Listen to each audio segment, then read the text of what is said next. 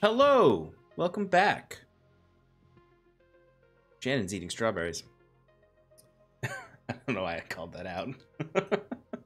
All right. I am eating strawberries. It's true. Called out. You burnt. On the 13th evening of Illidglum, the Wild Shadow, on a Tearstock, the Wayward Five defeated Varys Moonbound, the oldest of Queen Ayla's undying champions, the first sovereign of Elysia, a hero of history. His mind had been warped and muted by Ayla's beguiling enchantment to the point where little remained of that hero. And now, nothing remains but the stories. Sprig remained in her ethereal form, as Curon beseeched her to forsake Ayla's quest and help them stop her. He asked her to revive Varys and break Ayla's bondage over him. She told Curon that 10,000 years of control won't be broken so easily. He still encouraged her to fight for her own freedom. He then turned to aid those who survived the destruction of Ayla's spire. Though the party was responsible for their pain, the surviving soldiers did not fret to accept their help. Still exhausted, the party tended to the wounded and maimed soldiers under the cooling light of the Fey ash tree that grew out of the destruction of that Fey city and seed that you planted that exploded. After an arduous journey and a tough fight, you could rest now, for a bit. This time, Curon and Sarathil spoke of Varys' last words, "I see only darkness." Curon mused that Ayla's blessing might have greater effects on the souls of the Undying, causing them to be lost instead of going to the fields of death and their resting place. Sarathil believed he may be able to experiment with one of his spells to find Varys' lost soul. Curon reached out to Talio to ask if they succeeded in destroying the other spire. The answer was yes, but Talio could barely speak as he fell unconscious. He couldn't believe, though, that he was hearing his old friend's voice again. To clarify this news, Curon reached out to Ilgwyn, one of the Druid brothers that he had met. He learned that they succeeded flawlessly in infiltrating the Spire Fort, but their escape was messy and costly. Talio was grievously wounded, and they were working on keeping him alive. The Magi of the Enthelion Unity came to their aid and saved them before the destructive explosion. But even still, Ilgwyn does not trust the wizards of the North. As the party settled for the evening, Kiran thanked them for helping him and continuing his fight. Talray expressed that he was happy to see the old elf back in the fight, but that the party needs to find a greater unity. He specifically called Scarlet out for mistreating the most recent additions, himself and Ekbralgoth. Disagreement occurred, but Kiran admitted Talray was right to express his concerns and promised to begin helping him more with his quest to help Glomung, which conveniently aligns quite well with your quest to stop Ayla. Unity would be a greater ally than discord against Ayla, and ultimately the party's greater foes, like the Pallid King. Far from the campfire, Sarathil toiled away at his magic. He pushed the spell Soul Jar beyond its normal effects, perhaps combining it with his new dunamantic magic. This pushed Sarathil to his limits, and he found himself unstuck from time again, where he relived the moment he spoke with Hypatia's spirit and attempted to resurrect her, but she does not want to return. Or she did not want to return. He respected her wishes, and she promised to aid him from time to time beyond the grave as best she could, as we have seen when Sarathil summons the ghostly soldier Hypatia. But he also saw another vision, an alternate event, a different timeline. In this one, he could not accept that she was gone forever and forced the resurrection upon her spirit, disrupting the laws of life and death.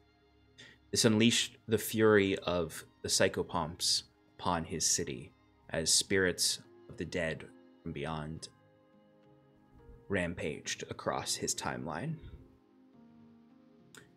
He returned from these visions to find a new form in front of him. A person cloaked in feathers. They held his diadem of Athramenos and asked coldly, "Where did you get this?" And that is where we left off.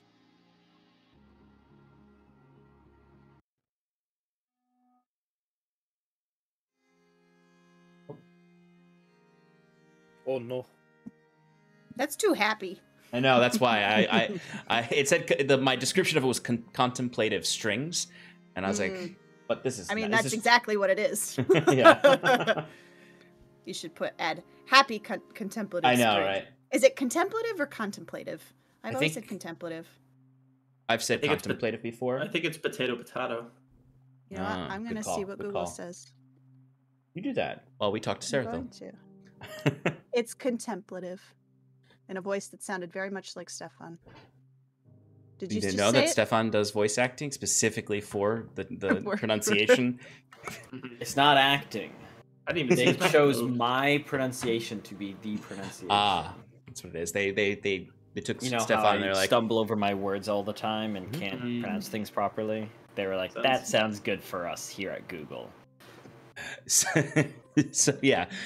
If you're not stumbling over your words, then you're not actually pronouncing things correctly. It's true. Nothing's perfect. Exactly. All right, Except Sarah. for Ekbralgoth. Don't. Get his ego up. Dr. Sarathil, what's happening? Oh, okay. I thought you were gonna. No. I am going to. No. I am going to. I'm yelling at him for to talk to you. All right. I'm just gonna keep delaying it to irritate Shannon. That's what I thought you were doing. That is what I'm doing. Anyway, all right. Let's actually jump into our scene.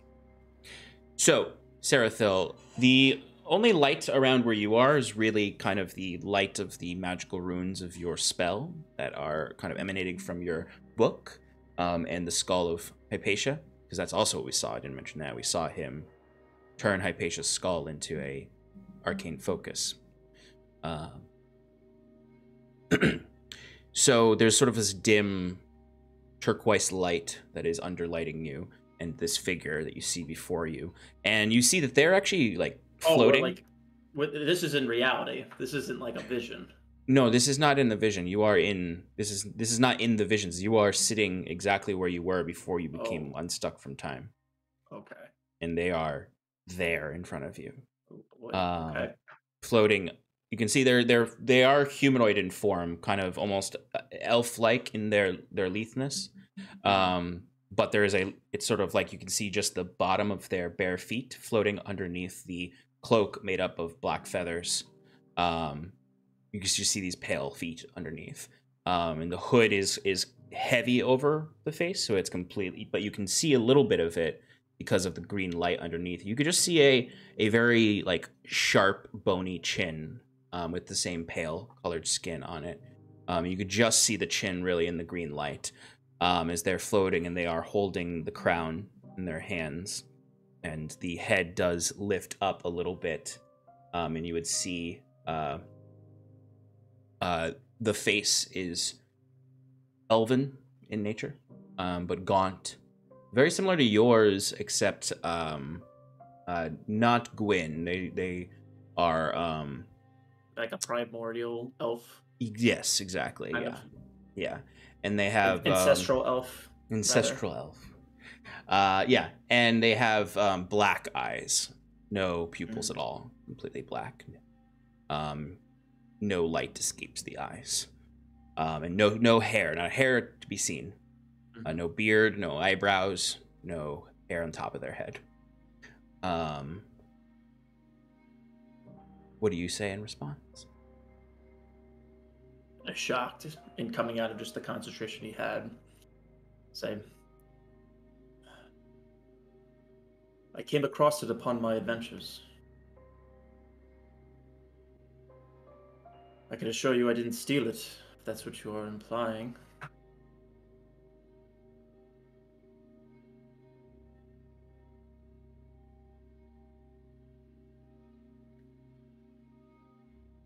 I see. Made a long journey. Find you. But it does not belong to you. Nor does the soul seek.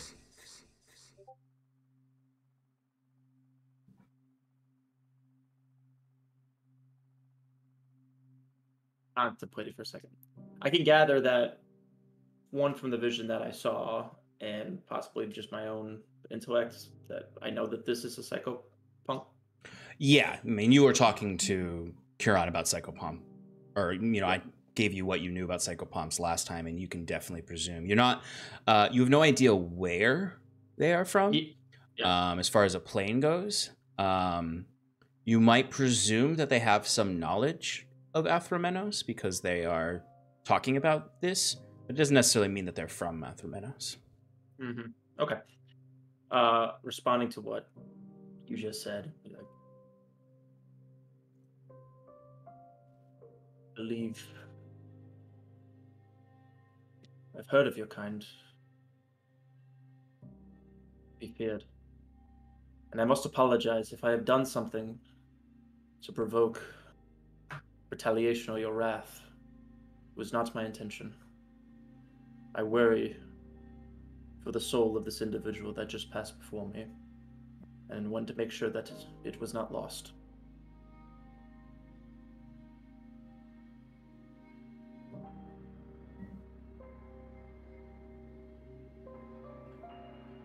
This soul is lost. Otherwise, I would not seek it out. But why do you seek this soul?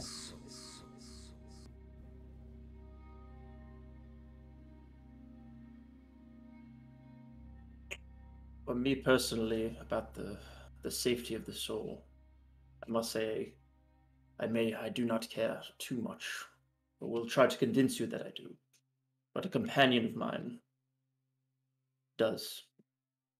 He is someone very important to his kin, and so I agreed that I would look to see if he lived an afterlife of harm. But also, secondly, the decisions in the life that this individual led is somewhat similar to my own. The power of undeath, of Ivivanya. And part of me was curious of what my own soul, what would become of it upon my passing. Give me an insight check real quick.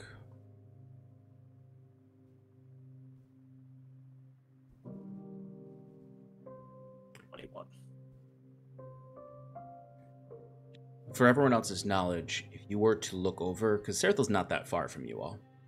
He's only about 50 or 60 feet away.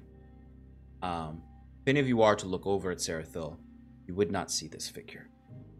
You would only see Sarathil there, performing his magic.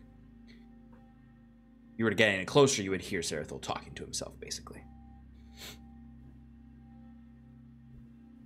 With that insight check, you would notice that this figure, this androgynous, shadowy elf, who has showed no real signs of emotion since you started talking to them, their lip does curl a little, like in just a little bit of maybe disgust or displeasure at the reference of both undeath and Ivivanya.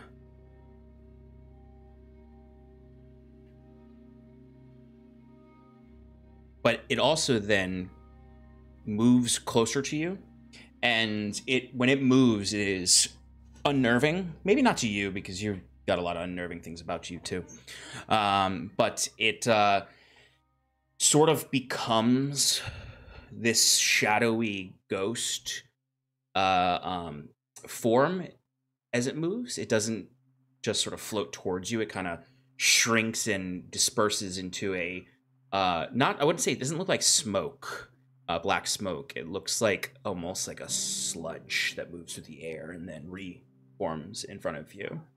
And they start to, actually no, they don't reform yet. As you ask about your soul's fate, you see this shadowy form almost starts to crawl across your body, because it becomes significantly smaller than their statured form. It almost becomes half the size, and you can see like these sludgy hands grab and pull all across your body as you can hear the sounds of them smelling you, or smelling your soul rather. And the form, like what it looks like, the shadowy form is like a skeleton as it's crawling across you. As it then... I'm just gonna roll something for my own sake. Sure. Okay. Knowing just the nature of this being and knowing its power, like, definitely more powerful than his own, he'll just kind of sit and try to be as relaxed as possible. And I'd say, unless you want me to roll something else, somewhat successfully kind of just relax too. Yeah, no, you're totally fine to do that on your own. Yeah, absolutely. You are keeping it in. You know, it's not like they turned into a spider. Yeah. They may crawl like a spider, but yeah, no, you're sitting there keeping your composure, knowing that this is something not to necessarily mess with too much.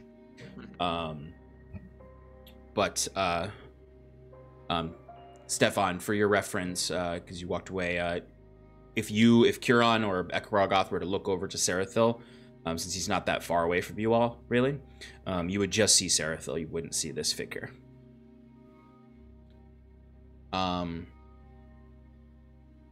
I'm going to roll something, actually, for this figure, since you all are not that far away from it. I'm going to see if it really notices you all. Yeah, just let me know when I could, like, chime in, like I'm walking towards them after our conversation or whatever. Yeah, it would probably be relatively soon, actually, so I'll give you a cue in a moment. Let's see, there's that perception. Okay. It's fairly engrossed upon you, Sarathil. I would actually say, go ahead. I'll say while it's doing this, I'll say something. Okay. Given that insight check of what you told me, I'll say, I realize the nature of myself, what I speak of undeath, is probably disturbing to you and what you do. But for what it's worth, I hope you know that I never thought that my soul would not leave the material plane for eternity. I did whatever I could so that I may remain in the material plane until my work is complete. And I ask you to please allow me to continue, for it is not finished yet. You see it continues to crawl across you and examine your soul. As it's doing this, it does seem to like listen, like it pauses for a moment while you say this, and you are getting through to it. But it's at this exact moment, I'd say, that Talray, you're walking by, and you would notice Sarathil kind of, I imagine Sarathil, you're just like stiff and standing there as this thing's crawling across you. You do not see anything crawling across Sarathil. But I could tell that he's like visually like creeped out, or I imagine he looks like, what would you say still? you look like right now, Sarathil? Your demeanor? I would say, I'd say somewhat stiff, not like as stiff as a board, but kind of like it's some sort of a trance. Where I would imagine maybe you couldn't tell if something were wrong or this is just part of the spell. I think I'd just be looking at what you're doing, and I kind of just like, I'm not interrupting, but you could tell that I'm just like kind of staring at, what you're doing, and after maybe 5 seconds of staring at you like in a trance, I just say, "Hi, can you hear me? What you working on?" I guess, yeah. You can hear him. You're not like disconnected from reality. And I could see him also. Yep. And actually, in this moment, as soon as he pipes up and says something, you can see the shadow crawling across you, and starts crawling all over Talray as well, as you can hear the sniffing noise. Talray, you don't see this, but you would feel a little chillier.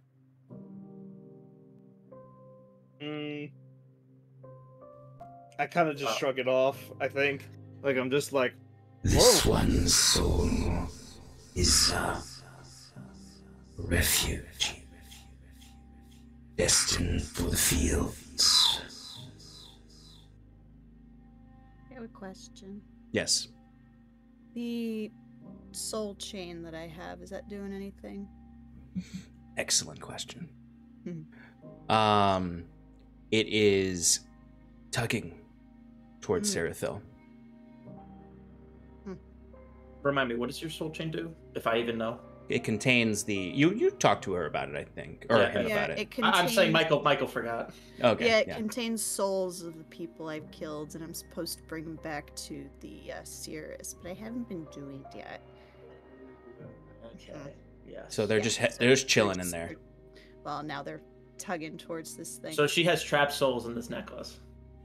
Yeah, it's not really a necklace. It's if you look at her collarbone, it collarbone. looks like a chain was literally like attached to her collarbone. Right. It comes out of her skin, and it ends in like kind of a little bit of an ethereal, white nothingness. And yeah, the souls all stay in the chain. They don't go anywhere. Is she within my line of sight, or is she behind me? She's behind you, so you'd have. I mean, if you just turn around, you could see her. But I'm just saying, like, I would need. I'm asking for like a visual thing for this. Right now, snap so basically, into my memory. right now your back is so like you are in the middle of the battlefield where you all fought. Over in the body of Varys is in front of you.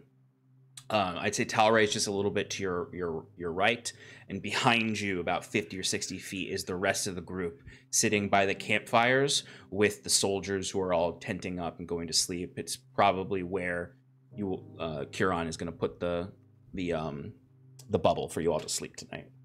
The bubble. Oh, go ahead, Sarah. were you gonna say something?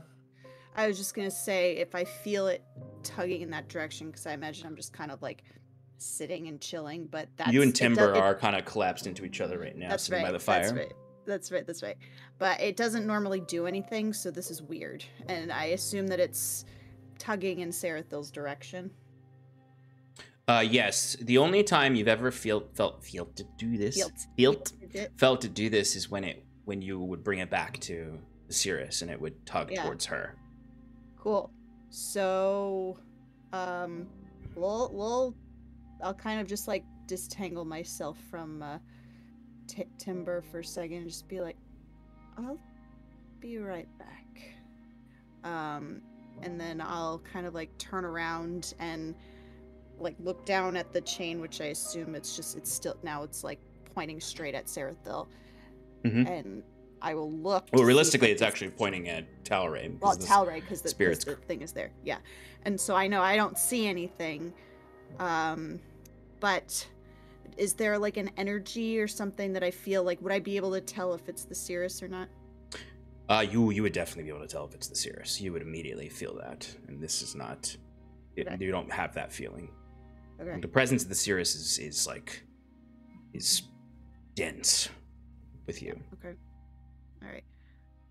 So then I'll just kind of like slowly walk forward towards where Talray and Sarathil are and just kind of be like, what's going on? Before you do that, I just want to give them a second to finish their interaction. Before that, I'll answer what Talray said before. It was like, everything is still fine, Talray. But as I asked, I need as much concentration as I can here. Please. This is something I've never done before, and it is very dangerous.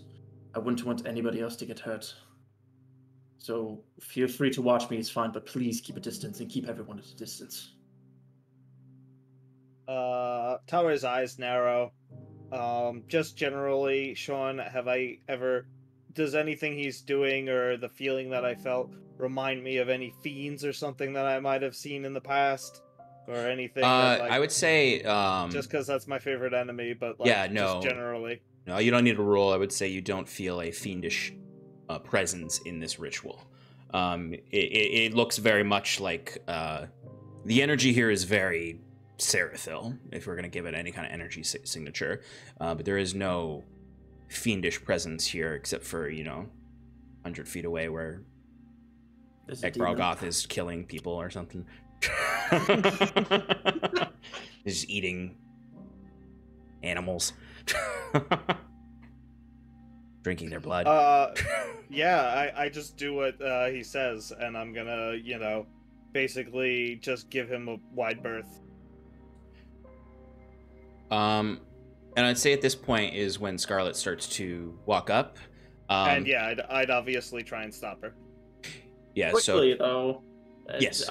As he's walking away, what is the psychopomp doing? Is it still on him as he's walking away, or is it kind of retreating back? It disconnects from him, and it looks, once it disconnects from him, you see it does turn back into the elf, as if it did finish examining your soul. But it starts to, and then it starts to move closer to you again. And then you see it start to sniff again as Scarlet gets closer, and it shifts back into the inky form as Talray steps away towards Scarlet, and you see its attention is looking over at Scarlet that you can see now out of your periphery. And I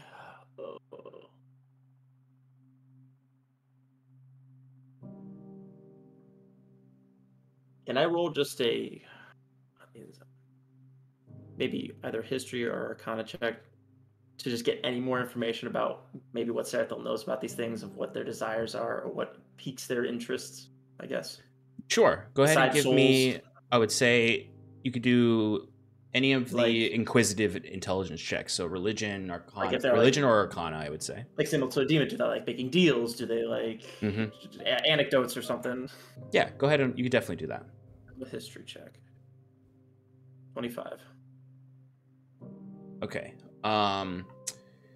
With a 25, I would say you don't know what this particular psychopomp's nature is. Your only inkling is that this psychopomp is potentially connected to Athromenos, which no one has any information about that place except for probably, yeah, it would be Scarlet has a little bit of knowledge of it. Obviously the Cirrus does, and fine. also the last person you know of that would have knowledge of this is Ashk. Yeah. And then one more question before I respond. Mm-hmm. Did I ever locate Varys' soul? Yes. That I can say you can intellectually understand that you located the soul, and that is what immediately drew the psychopomp to you. And is it like tangible? Like if I were to channel out a power, could I draw upon it and pull it to me right now? Yes. It would potentially, something might happen. The psychopomp might react to that. I mean, that's what I want. I want to like. So I see. My goal is to pull it as quickly as possible, so its attention's focused on me taking the soul. Okay. Yeah. As opposed to diverting it. Okay. Yeah. I dig that. And I'll say this is like immediately after I see Tower walk away and he starts to sniff, and then I notice Scarlet. I'll click in my head like, oh shit, she's got a whole chain full of souls. He can't know that, or whatever this thing can't know this. Okay. And I'll do whatever rolls you want necessary. My goal is to try to pull the soul just to try to draw its attention. I'm gonna ask for a spell. Just go ahead and roll an intelligence roll for this. And I'll say it's the DC is 16. 16. Is that what you got? Yeah. Yes. Oh, you're lucky I didn't go up to 18. Yes. Okay, so I would say the Spectre has like a moment where it starts to move towards Scarlet, but upon you using this spell, I imagine you're attempting to do the actual full soul jar, pull the soul into the jar, or are you just trying to tug on it? I'm trying to tug on the soul. I guess I have the jar in one hand and I have the soul in the other hand. Yeah. You're basically continuing the spell as if it wasn't interrupted by the psychopomp. Okay. Talray, you're walking towards Scarlet. What do you say? Hold on, Scarlet. I think he doesn't want to be disturbed right now. You see this happening right now? And you'd see the chain. Something's not right. Like this doesn't do this unless there's something strange nearby. When is anything ever right with Sarathil? He's a strange dude. He told me specifically not to bother him. I think that it might be dangerous if we were to get involved. Is he alright? Seem that way. I trust him. Well, of course I do as well, but I don't know. Something's not right. Look, if you want to risk yourself and him getting pissed off, be my guest. But I'm just telling you what he told me.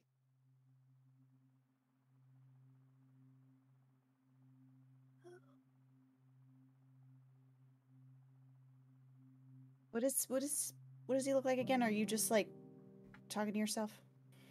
Right now, he is. I imagine Sarathil, because right now he would be engaging in the spell actually, so he'd actually probably look pretty normal. He would look like he's doing magic.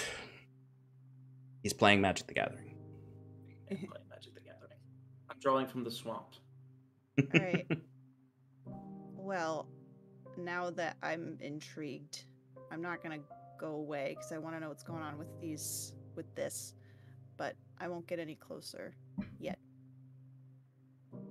I will hold my getting closer action until something goes wrong. So you're just going to watch from a distance. Okay. Yeah. That's kind of what Talray wanted to do, but now that he sees Scarlet doing it, he kind of doesn't want to do it anymore. So love it. He's just gonna walk somewhere else. I imagine Talray walks just 20 feet away from you and is still watching just from a different spot. Huron, what are you doing right now? Kieran's probably chilling. You know, just yeah. I think he's working on. No, he's doing nothing. He's just chilling. He's resting. Maybe tending to some of the guards. Yeah. Or the soldiers, but like if they're fine, he's gonna start setting up the bubble, the tiny hut, and just rest for the night. Okay. Sounds good. Just checking in. Oh, thanks. Just checking on you, buddy. Oh, appreciate that. All right, so Sarathil, as you begin to draw this spell back together and continue the process, the creature, as it was starting to move towards Scarlet, stops, looks right back at you, and immediately comes crawling back, and it resumes that humanoid form in front of you. As it looks down at you with a bit more anger in its face. It coming up, I could see. I actually did already see Scarlet, and I saw that she stopped. Yes, you can see that she's keeping her distance. Staying there and just watching. Mm-hmm. I'm not leaving. So, in response to that,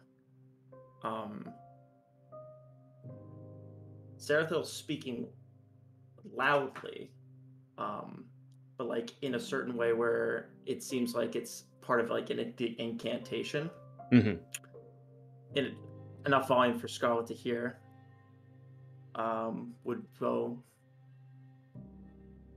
"O great being of the spirits and the souls, I know it is your prerogative to collect those souls that are lost and bring them rightfully to their planes of existence.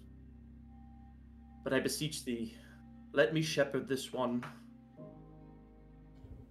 so I may protect it.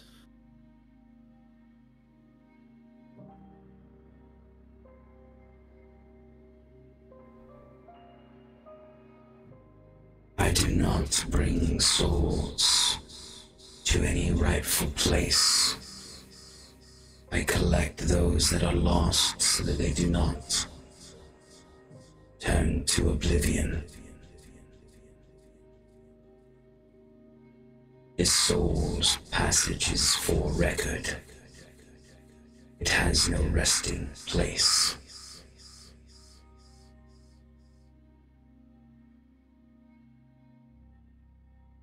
You see it does dip its eyes above you and back, and it does look to Scarlet. It does not move towards her anymore, as it wants to stay fixed on you because it doesn't want you to complete this ritual. But it does say something about her. Its eyes look to her. It looks as though more than just this crown has made its way here from Athromenos. The mother will be displeased.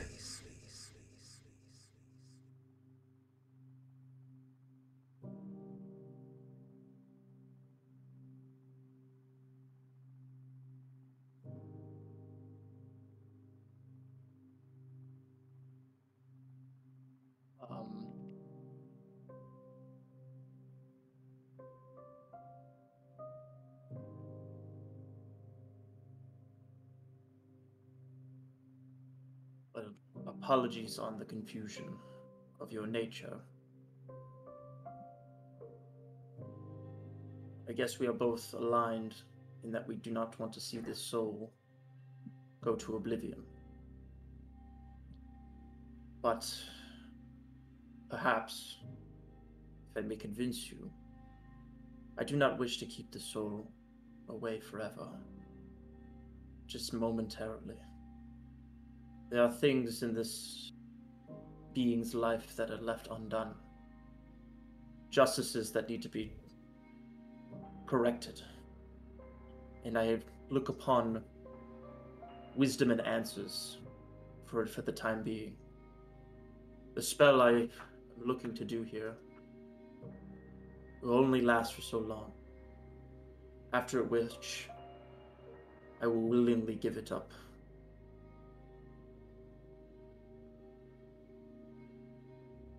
Memories must be retained, kept, archived. This soul's fate is your soul's fate. You wish to delay that fate for this soul. What would you offer? You've already been found with the magic of the mother. And for that alone, I should be stripping you of such powers. And her as well.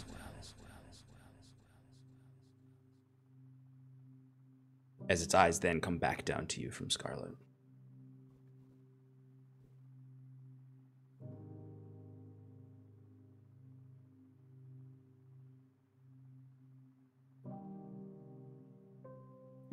Can I just call Sarathil's name? Sarathil? She brandishes the magic of my people, stolen just as this crown. Sarathil, what's going on?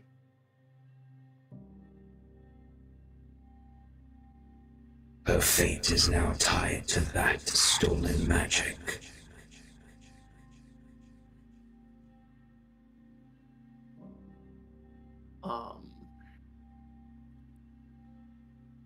As I mentioned before,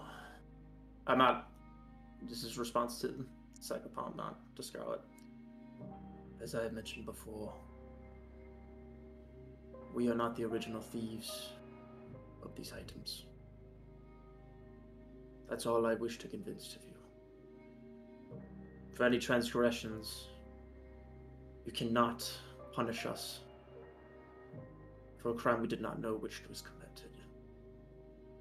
But no, we did not, at least for the crown here.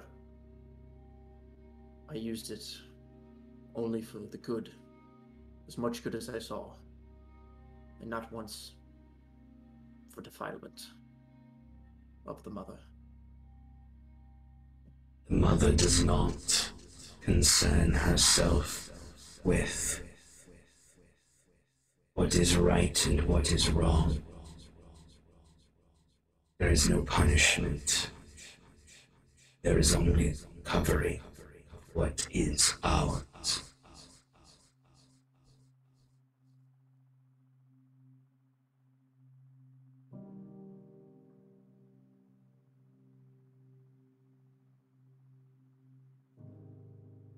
Sarathil?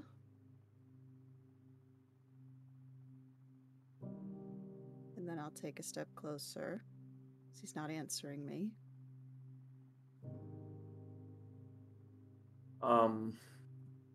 Still fixated on the Psychopomp, trying to convince it. Yep.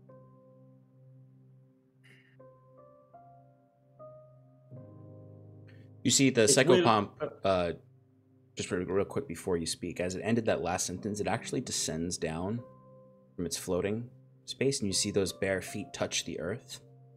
And the feathers almost reform into a tighter tunic and just leather pants and boots, no sleeves. You see the pale skin covered in strange black tattoos that are just sort of repeating geometrical shapes, going all the way up the sleeve of the arm.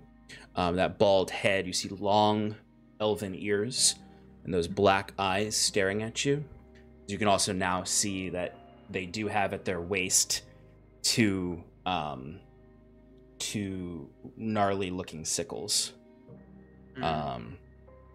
As it just looks to you and it just says one thing, and its voice is no longer echoing now, as if it's almost taken on a more corporeal form.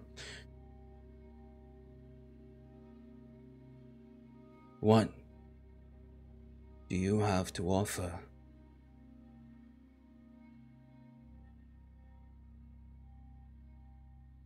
Going back to what I was going to say, was that holding the cage in the soul, offering it up towards the psychopomp. It's like, this is not what I offer, but knowing the fate of this finishes my curiosities. I no longer wish to argue about the fate of this individual here. But the crown that you take from me, I cannot let you take. I need it for what my mission is here. It will return to you one day. All I ask is that I borrow it. And what is it that you may ask of me that I may offer?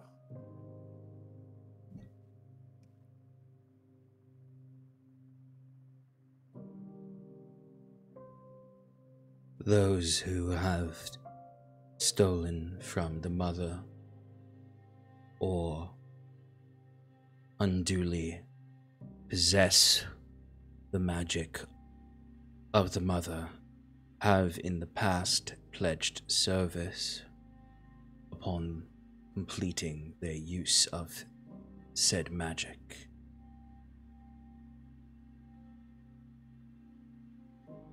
That is not a light thing to offer. Service to the mother is service indelible, indefinite, in all futures. Service upon my death. Yes. You would become me and serve out your days collecting the memories of lost souls to return to Athramenos.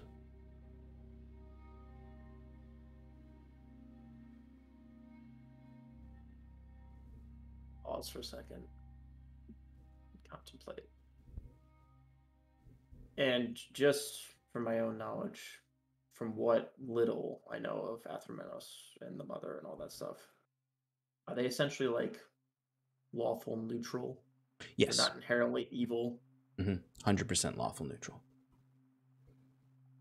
They have one task: organization of the mind, retention of the mind.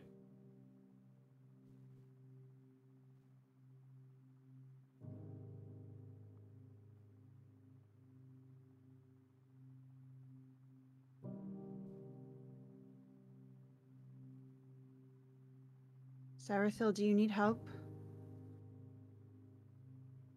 Just shake your head or nod or something. Another step. There are holes in her light. She is not whole. As he's looking past you now towards Scarlet, almost distracted by her. She's lost something. Part of her corporeal self and spirit. Part of her soul is already in Athramenos.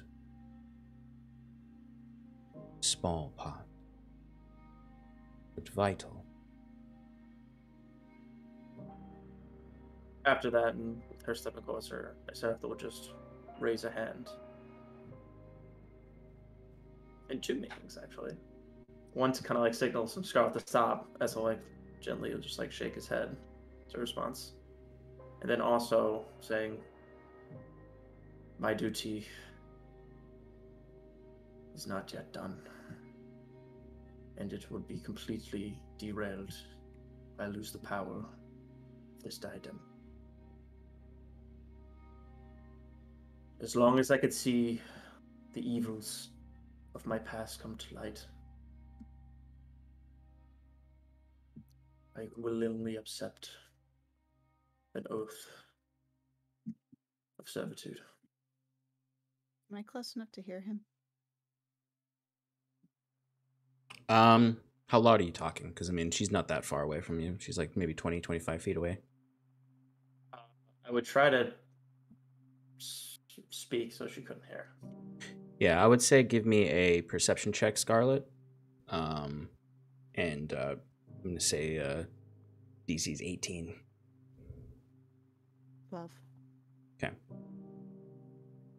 I just ask, leave her for now. And upon my death, in my first service, piecing her together shall be mine.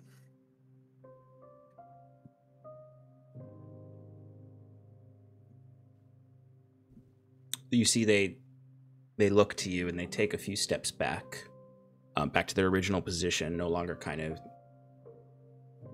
You see they lift their foot up off the ground and they begin to float again as the cloak dissipates into the feathers again, sort of, which you can tell is probably them going from... they're probably in their, like, sow the crops, kill mode, and they've returned to their messenger mode.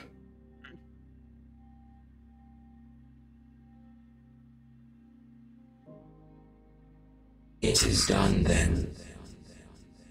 You will retain the might of Athramenos for now, in exchange for your service beyond.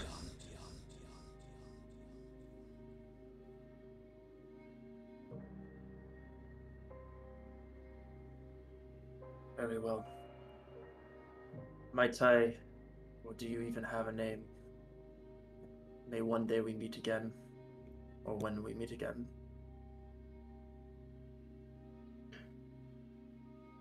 They shake their head no. I am but a child of the mother.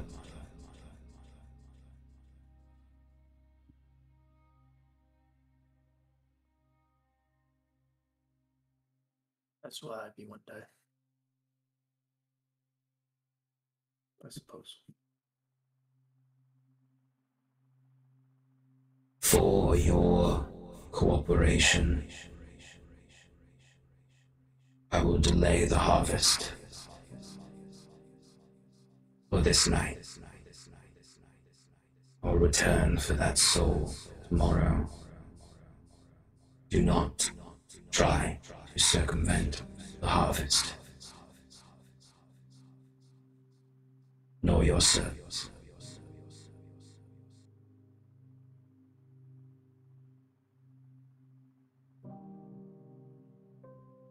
Kind of give a sullen nod.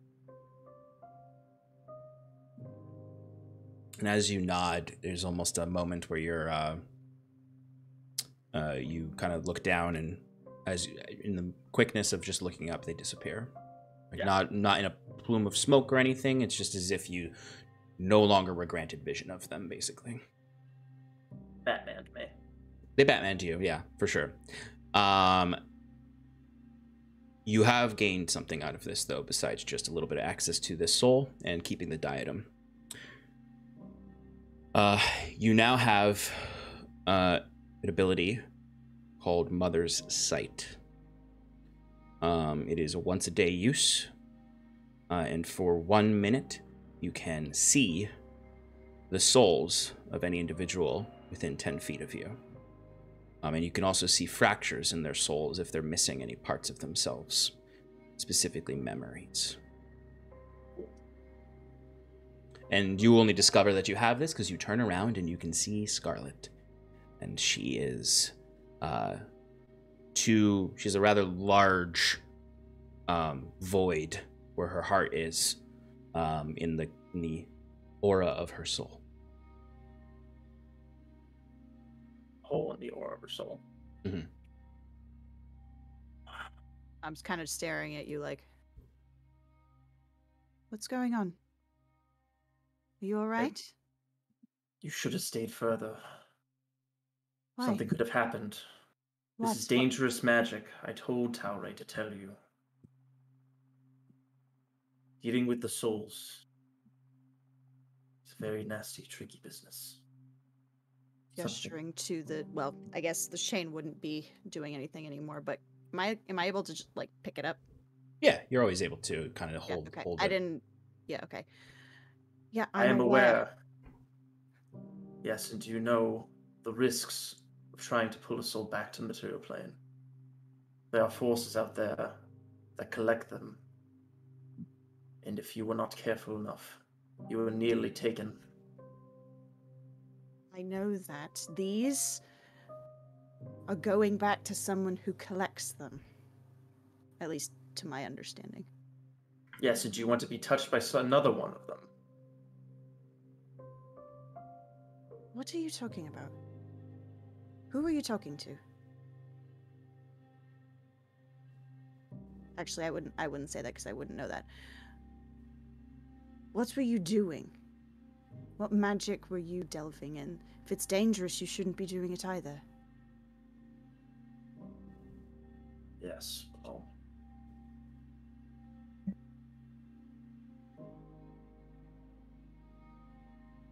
I took a just kind of looking down, and I imagine I look down, and I see I'm still holding the cage, but Yeah. I realize that the soul. I imagine the soul's in it. Yeah, the soul is in the cage. Yes. And it's visible to anybody, right? Like you can see Yeah, this one's visible to anyone. Like, yeah, like Scarlet, you could easily see that inside this this soul cage is that spectral silvery light that is the same that your chain has at the end of it. Theoretically, I'm not saying I'm doing this. Theoretically, I don't think it's going to work. If I used a reaction, would I be able to... that thing it's Varys' soul, right? That's in there? Mm-hmm. And he had died 30 feet within me, and did I see it? No, or was I out? I might have been out. You were out. Then never mind. Yeah. And also you kind of when you harvest souls, you can't access them that well. Like you look, the souls are mainly in there. And like you can access them somewhat and like look into their memories a little bit. But it's sort of like the magic of that is dwarfed by like even just this soul cage that he has, and definitely dwarfed by an actual full-fledged psychopomp of Athermenos. As I lean down, realizing that the cage is filled, lifting it up is like, yes, it was dangerous, but the danger was mine. It paid off. Why are you meddling with souls now? Huron was worried for Varys' safety, being touched by Renela for so long. He was afraid of it wandering. Plus, we can inquire more about her defenses and her plans. Real quick, Mike, I forgot to mention this, but when they were in their fight mode, their sickle mode, harvester mode. Yeah, we'll call it harvester mode. That's cooler sounding. They had a chain too, just like Scarlet's. Interesting. Scarlet's has like these sort of like cracks that are red on the chains, as they were remade by the Cirrus, but theirs were in the same spot, had the same silvery light at the end of them, and they just didn't have the red corruption.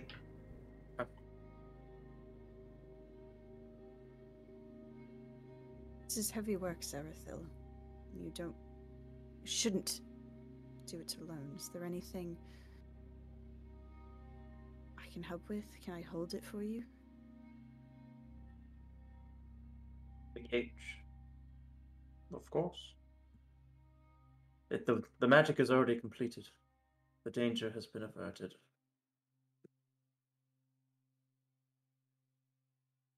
It was complete. It is a success now. I shall let Kira know that I hold this. However, it's not permanent. My abilities are still novice at those of the soul.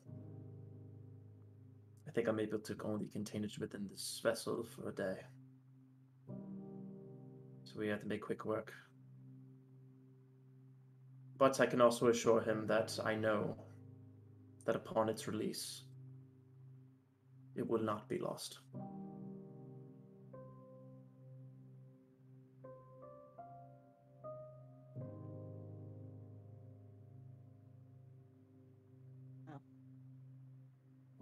Like I said, it's heavy work. And you're not by yourself.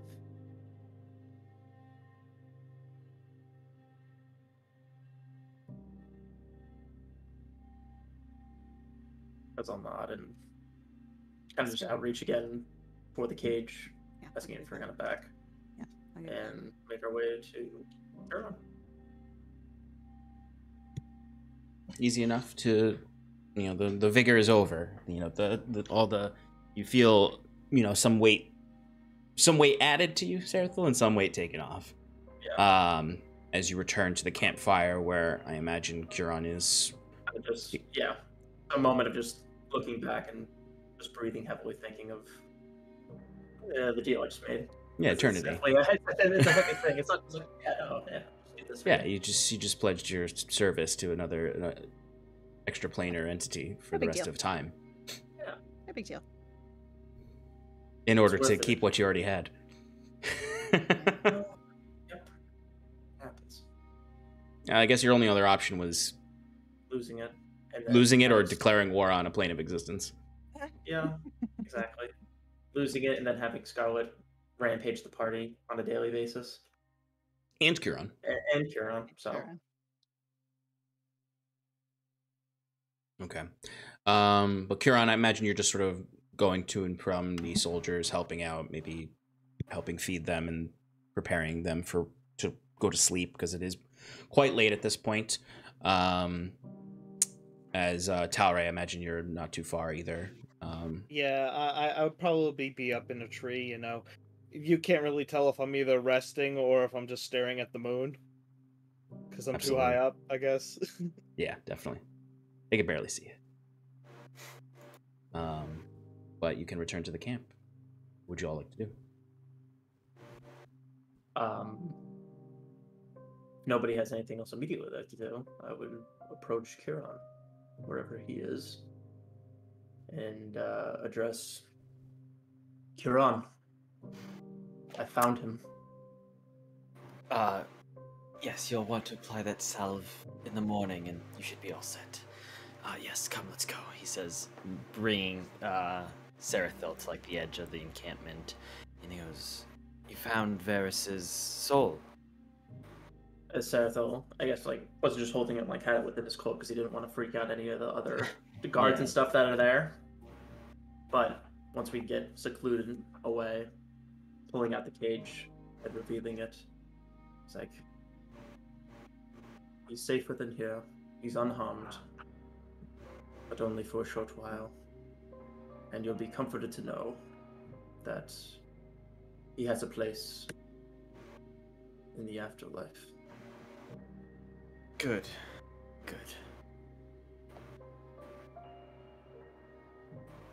I guess not only does that mean he has a place, but so do the other champions, and now so do I. And so do you, Sarathil. We're more similar now than we were before. Both blessed by Ilivania before, but now both undead. Hearing him say you have a place in the afterlife, I'll kind of just be silent for a second. And just have a little smirk. Be like, yeah. Well, thank you again. I hope it wasn't too taxing or too large of a price to get this information. No, say it was quite rewarding. Just get to learning more of those that tie us beyond our flesh. But we must move quickly, as I said. I'm only able to contain with Varys for a short while. So any inquiry that we would like to bestow upon him, we must do. I'm sorry, we can speak with Varys beyond the grave. Yes, as part of the spell, You can also steal life force from him. No, we're not To going to heal do yourself. that. I'm not even going to mention that. That's not even on the table. You can also use that last feature is really cool. Eyes of the Dead. Yeah, actually, that's true. That's the only one I didn't know about. We'll start with Query, and if he's a little resistant. You have a total of 6 times that you can use the soul. Yep. It's like, yes. Let us go somewhere where we can concentrate and... Give me 10 minutes and I'll set up the bubble, the tiny hut, and we'll have seclusion there. Very good. So Kieran, ritual casks, tiny hut. I'll summon the rest of the party. We only can do this several times, so we may need to brainstorm of proper things to ask. Sounds good. As he's doing that, I will go gather the rest of the party. Okay. You yell up Round to them up. Yeah, you go up to the base of that tree and just yell up there. Do we want to gather Timber as well? Yeah. Who I think says that he's available now. Yes, I think that's I think that means it's a good time for us to go to a break. Yes. All right, folks. We will be back very shortly as we get Alex in here, as his internet has come back, and we will query the soul. All right, folks, stick around with us. I know. We will politely and respectfully ask questions of the most decorated hero of Elysia. There's also a big jerk who killed Giron. That's true, too. They both can be true. All right, we'll see you soon. Bye.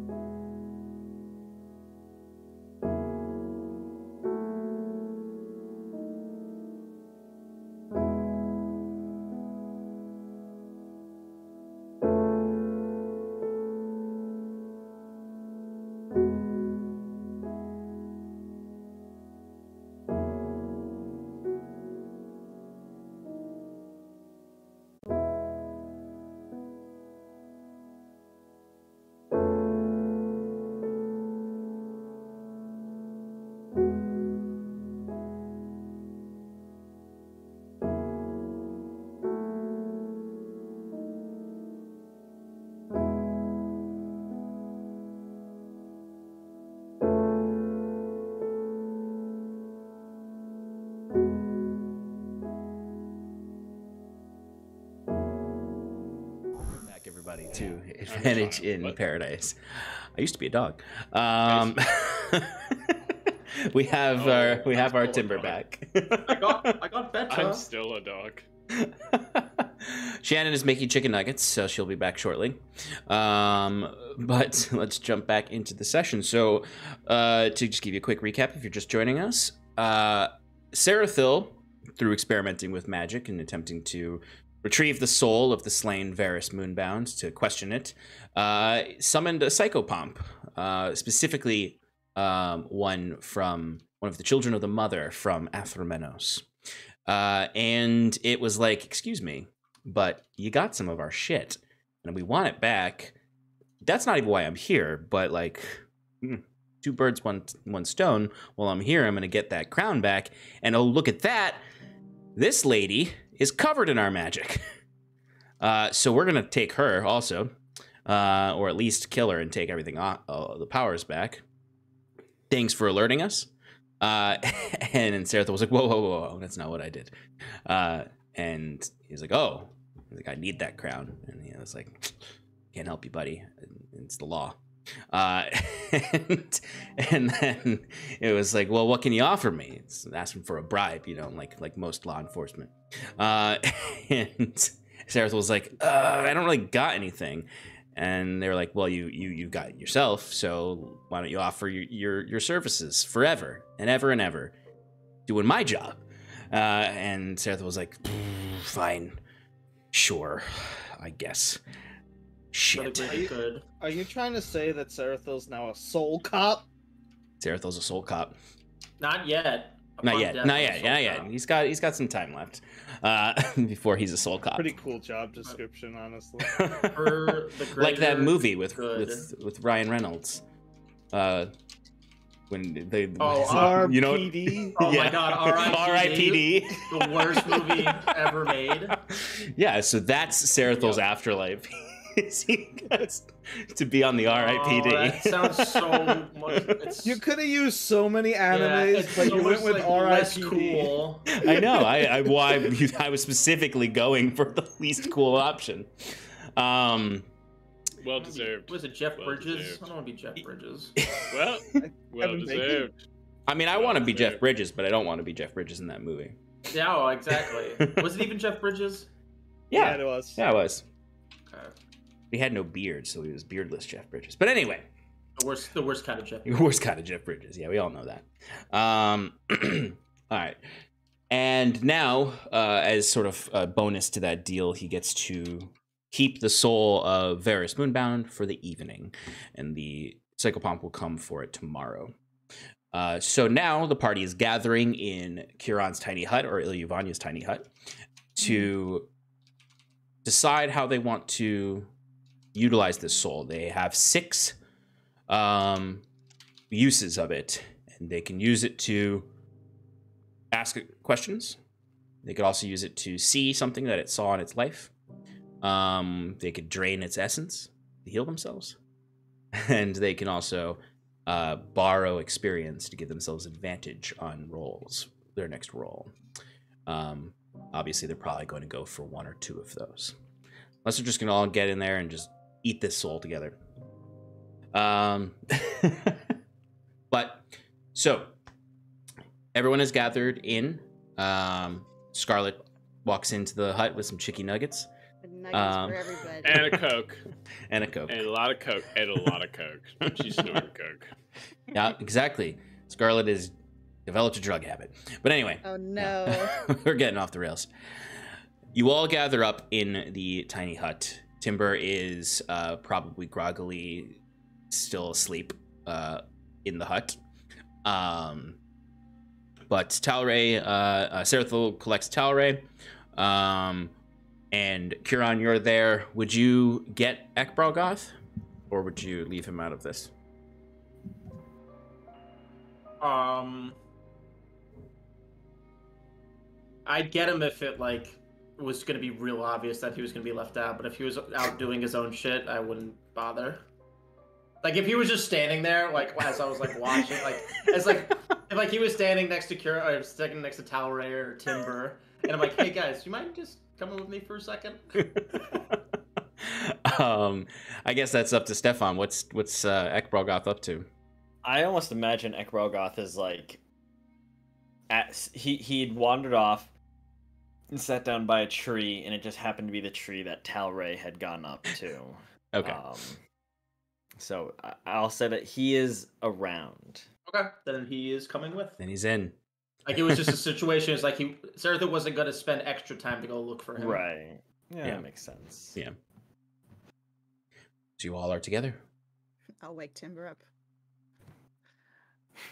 Let's go. You all right? We're going into Tiny Hut for a little bit. Oh, okay. Come on. All right. He still has 3 points of exhaustion. All right. I will help you in. Basically, just throw you in. Thank you. I got you. Okay. Oh, no, What? go ahead. What's going on? Why are we all cranked up in this hut here? Sarathil, given the delving into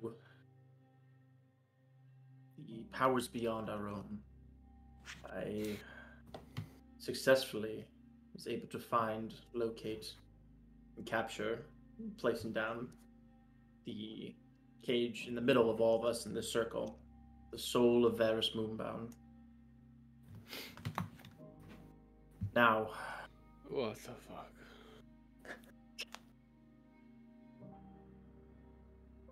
this may... A bit. Don't worry about it. How does this help us? Well, given the nature of his containment, we'll be able to question him. We could speak directly to the cage itself. Varus will answer us. So this will provide us insight to the defenses that Ayla sets before us, as well as the other champions that have yet to reveal themselves, and any other possible advantages he can bestow upon us for our next fight. Well, can we ask him about Queen Ayla's defenses? Maybe where Glowmoon is at? Of course. But that's why I gathered you all here. This isn't... I unfortunately cannot ask unlimited questions. We'll only be bound to extract the power of the soul 6 times. And after that, he shall be released to where he needs to go. So we must choose our questions wisely if we're going to go forward. So if we can all agree, I think maybe the first thing we ask is, like I said, and as Talray has said, defenses of where she's held up, her citadel, how many guards she keeps on patrol, how many other undead champions stay with her at all times. Kiron, anything else possibly we can add to it? I can help. I was about to say, you did spend some time there yourself. Yes, I can help. Anything that you saw there that you wanted to learn more information about that perhaps you can answer?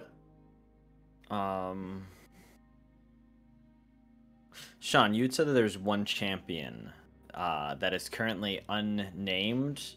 Did Kiron know who that was, or was that a mystery to him as well? That is a good question.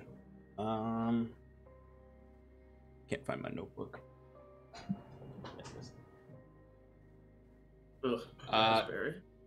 Kiron did not really interact with this champion. But would I have an understanding of who they are? Let me see. I'm looking up I do have it written down. Their name is George. They're the weakest of the champions. Don't worry. Yeah, they're really just there to hang out. Of course, of course. They're the Robert of yeah. the champions. This whole time, Ayo is just socially awkward. So she resurrected all these people just to hang out with her. Yeah, she just didn't have any friends, obviously. Let's see.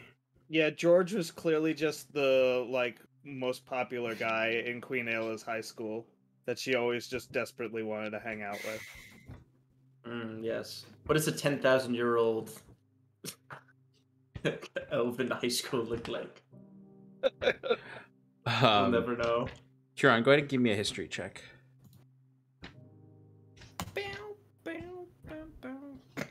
Natural 1 for 6. Ooh.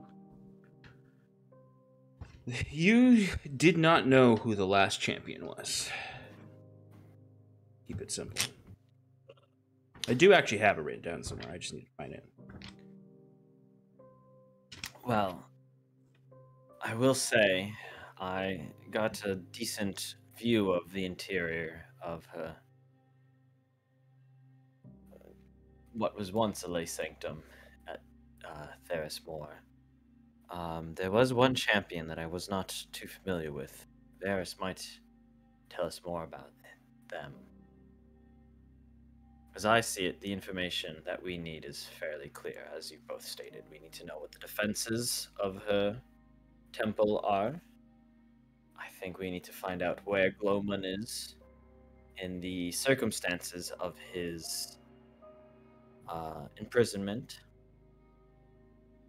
Yeah, and maybe in terms of defenses, we could ask if there are any weak points in them.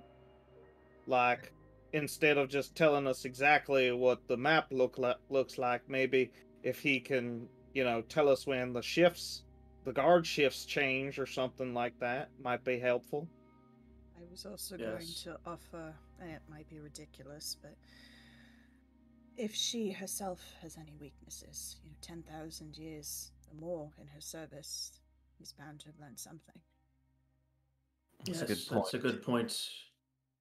If there's anything more we can do besides just taking down these pillars, weaken her and her strength, might prove vital. We also need to know whether she is able to use the shards of Ilyvanya's moon. I would have expected her to have already advanced her plans to halt us. Well, I can tell you from my discussed contacts with my planar entity, which I guess now everybody knows about. I checked in, and she does have the capabilities of using those shards of Ilyvania, but it's going to take some time. It's been a while since I communed, so I might want to check back up on that, but we could. I might be able to find the answers to those questions without using this special opportunity. Right. Look, if Ilyvania has the voice of the people, she most likely will. Ayla. Sorry, not the real Ilyvania. She might send her forces to our last monolith, thinking that we might strike there. It might be in her best interest to just go for her throat.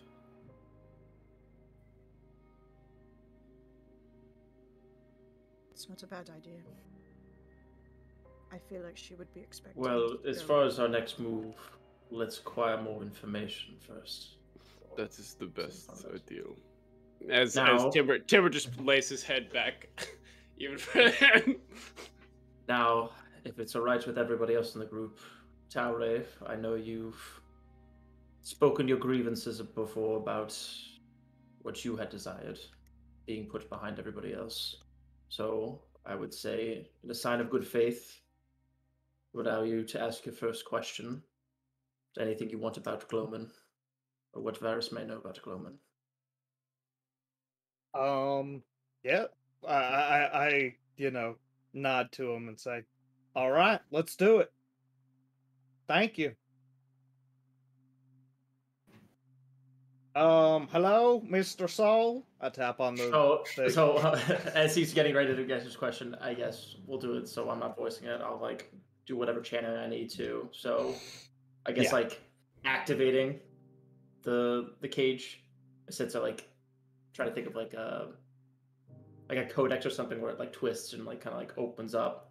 Yeah, So like absolutely. more light shines out, and now you can actually like talk to it. Mm-hmm. So Hi. I've summoned you, or my friend summoned you to answer some questions for us. What do you know about the imprisonment of the god Drake Glomung?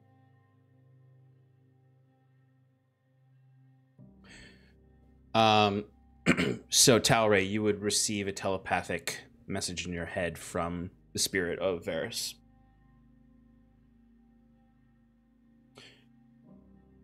It would sound kind of broken, and at first it's hard to understand.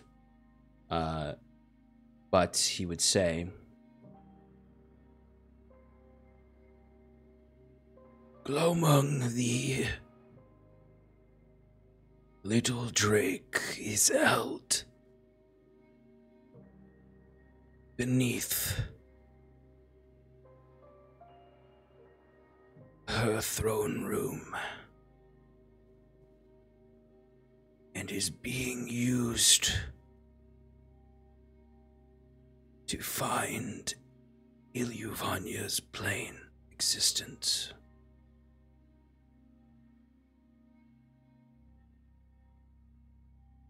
He is held in a state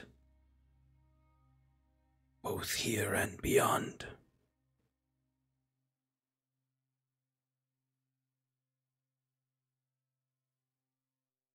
How can we free him? that'll count as a second use.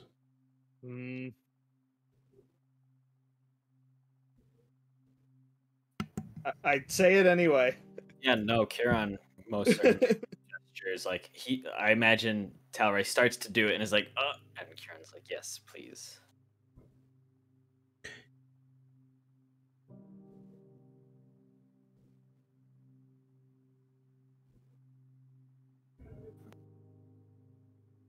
The voice would come back to your mind, or all of your minds, really, in this space. You must remove him from his prison, or destroy the prison, to free him from the binding of his state.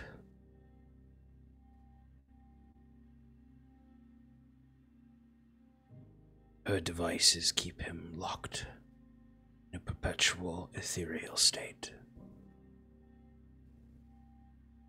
Destroy those. He will be free. Seems simple enough. What is Queen Ayla's biggest weakness?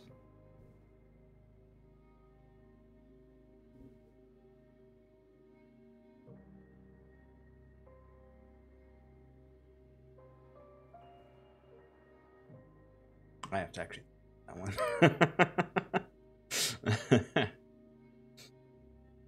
So it would be what Varys knows is her greatest weakness. he's also afraid of spiders. Sometimes she's just too generous.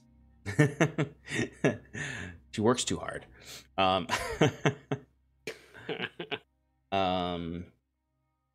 So what would Varys' opinion, knowledge of that be? Varys would respond,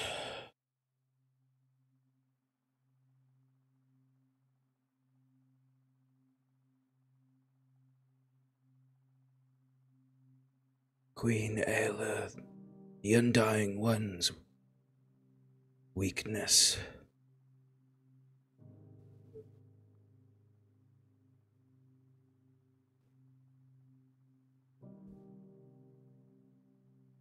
she lacks the connection to mortal experience. She, without the help of the court, rarely can predict what anyone will do.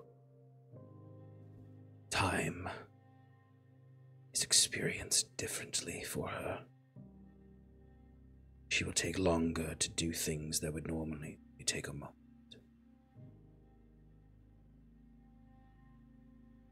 She must concentrate heavily on her moments to moment, lest she blink and it all pass by.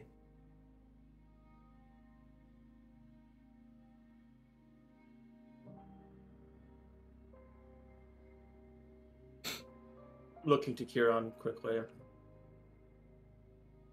By the court, he means The Undying Court the... would. Oh, sorry, you're asking. Oh Kieran yeah, that. no, I thought. I was. Yeah. I was Sorry, asking ignore me. It's like the. He means the Undying Court, seers, those that have been elevated, similar to the champions, but usually fresher in terms of their previous lives.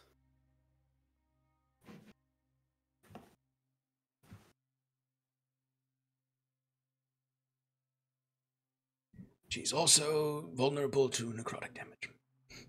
Oh, fantastic. Good to know.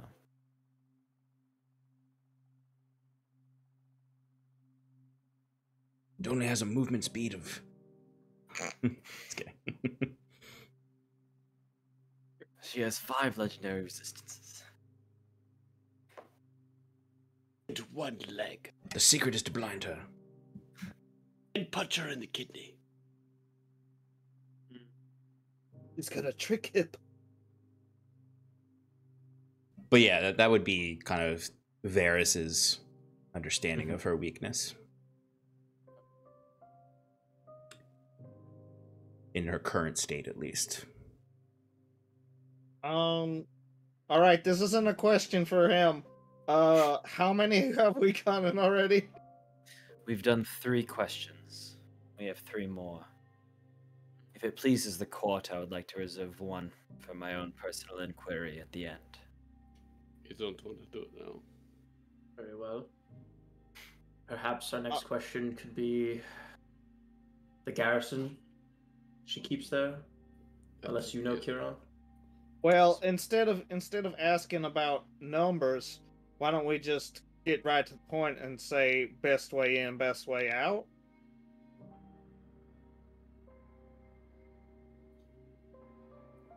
As far as secret passages? I mean, it's possible. I think Talray's right. Well, then how about, okay. I do agree. And to make it more broad and so not so specific, how about we ask about her weaknesses, perhaps weaknesses of a fortress. Yes. What could be exploited with her defenses. That is a better idea. Perfect. As I'll jump up beside Varys. Speaking, I keep calling it a fortress. Like, is there a name for like Therismore. There's okay. It's the halls. Specifically, it's the halls of the dead. Okay. Because the whole city is fortified, but the citadel. The citadel itself is called the halls of the dead. Varys. Speaking on the defenses of Therismore, what weaknesses could you tell us about either infiltration or direct attack that would help us get to the halls of the dead?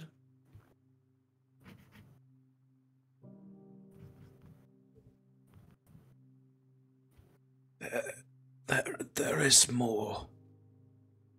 Has never been attacked.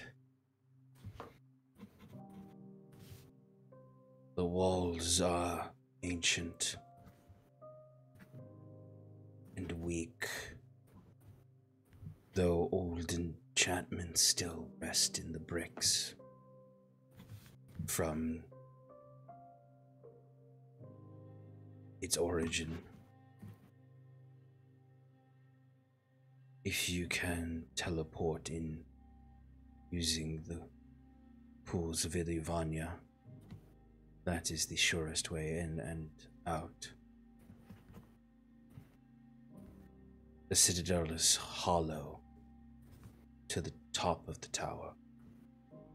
The light beams out from Therismore into the sky. If you can fly, this is a weakness. If you can't fly, then it is no matter.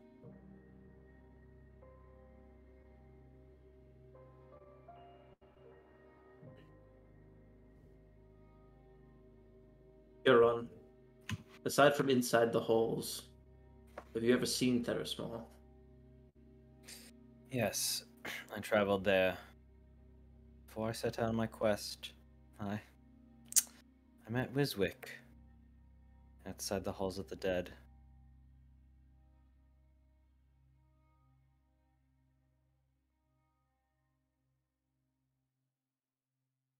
Sorry, yes, I have been there.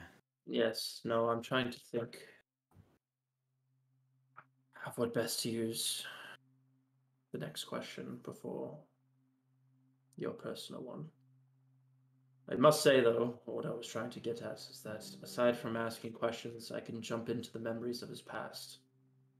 I could see through his eyes of some sort of memory. I was thinking if you had not seen Therismore, I could try to jump into him on a garrison just to see the tactical, strategic area surrounding it.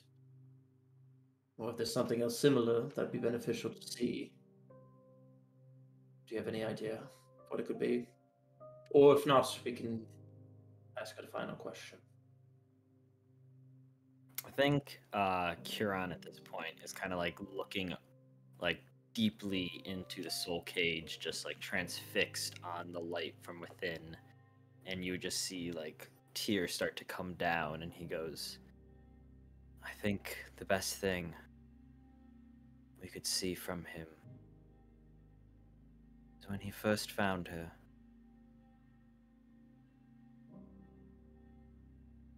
Like, I could have sworn you were gonna ask, what happens to the souls after we beat the queen, right? Like, what's gonna happen to you, Kiran? Varys can't tell you that. He can only tell you things from his life.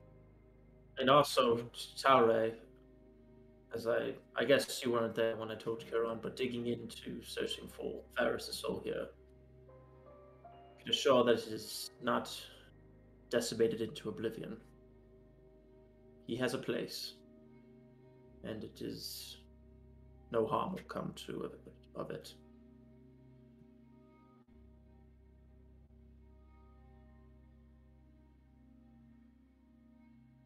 They say Now, you going back to what you said, Kiran, when he first saw Ilivania? when he first saw Ayla, they say it was after the Lay Sanctum exploded, when my people were splintered, lost from her leadership. Varys, with a number of the other shepherds and the old magistrates, journeyed back to Therismore to see what remained of their people. What they found was both destruction and life. A splintered corpse of the magical factory. A reminder of our past sins, but also new life, flourishing in the shadow of destruction. They say she is held aloft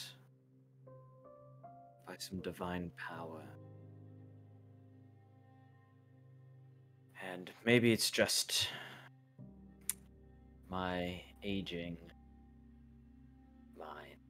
but I wonder if the power that blessed her was ever truly Ilivania's, or just a shadow that took her likeness. I like to think it was Ilivania, but who am I to say? Very well. My question was simply to have been what she was like before all this. Before the Morsia conflict, before 10,000 years of strife, responsibility, the weight of a civilization on her shoulders. What was the queen? Who was she truly to our people? If there was anyone left alive that knows that individual, it would be Varys.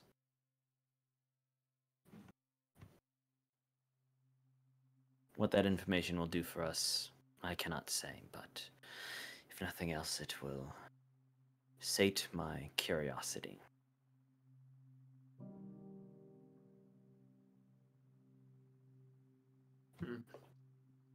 If you're all okay Very with well. that, then I ask you, Varys Moonbound, first sovereign of the Elysian people,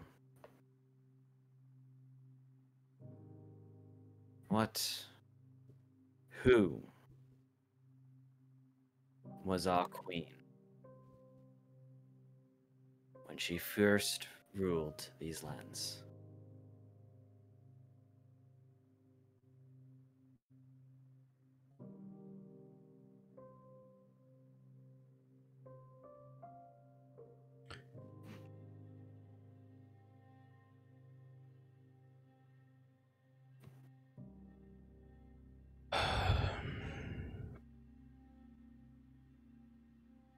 My lady Erla was a visage of beauty and hope.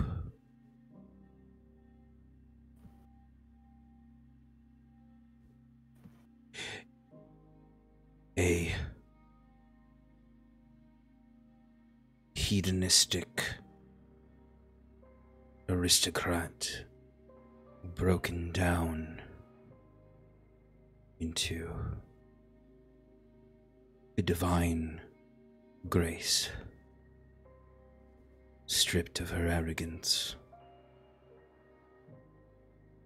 and overflowing with love.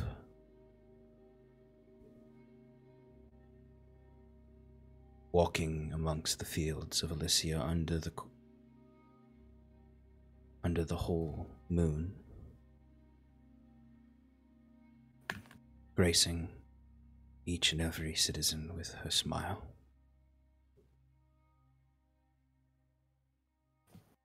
She was my love, and I was to join her forever and rule our people in an age of peace and prosperity.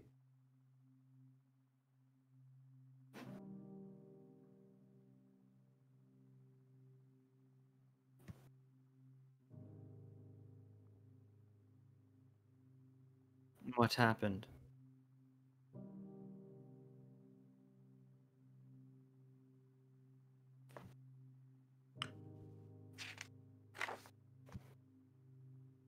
The weight of a civilization.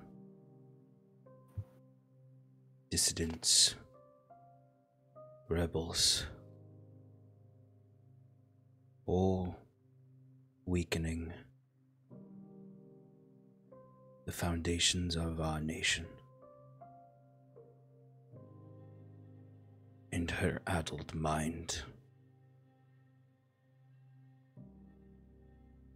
We are not meant to live this long. And then when the sky turned dark and cracked open with the fires of Bayeret, and Herfost split the moon asunder and our goddess died. Ayla never recovered.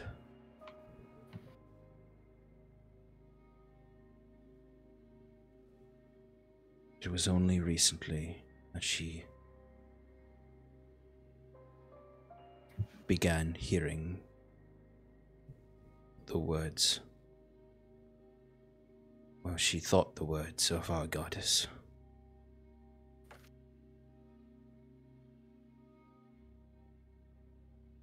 It renewed a new vigor in her.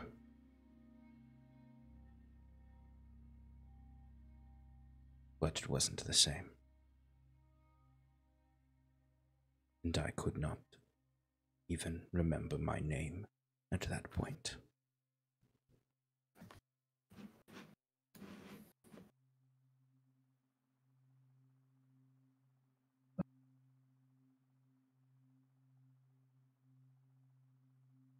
No, I believe that was 6. So I would imagine. I mean, I guess you tell me what happens now. Yeah, with those kind of final sad words from Varys, you would watch the silvery light within the cage wisp out like a candle. The tiny hut darkens as his soul is harvested. And as it goes, I'll kind of just. Do I see the soul leave and like get harvested? Yes. You would kind of almost, it would almost be kind of creepy as you see the soul go out like a light. You would see like the last thing you would see before the chamber darkened is like almost like above you all in the bubble, like almost like holding themselves up there above you is the child as they kind of just reach down and you see the last thing you see of them is the chain on their collarbone turns silvery white and then they vanish. Do we all see that?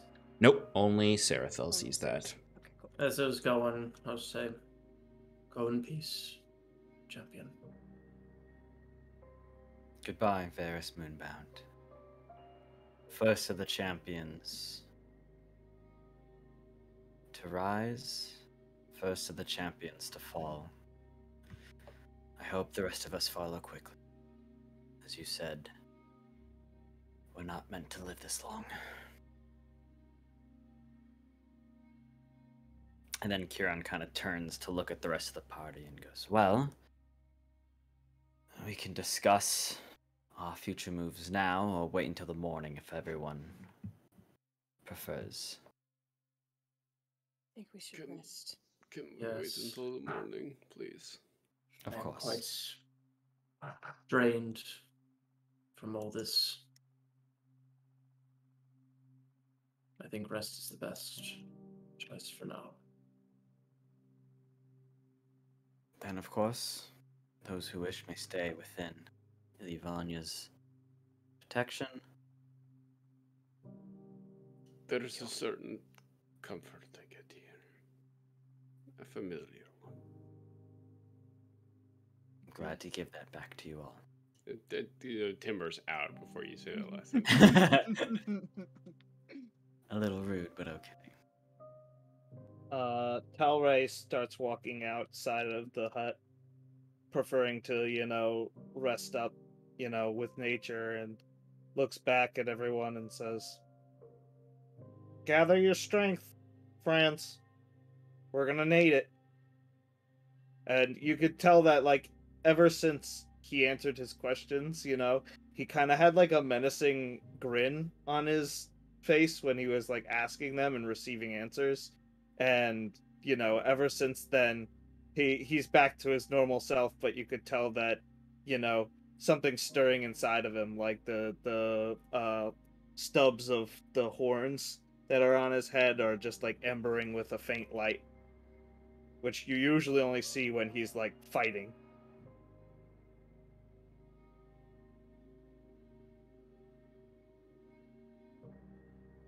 Okay. And yeah, heads up. All right. So, you all can find your place in the hut to rest, or outside of the hut. And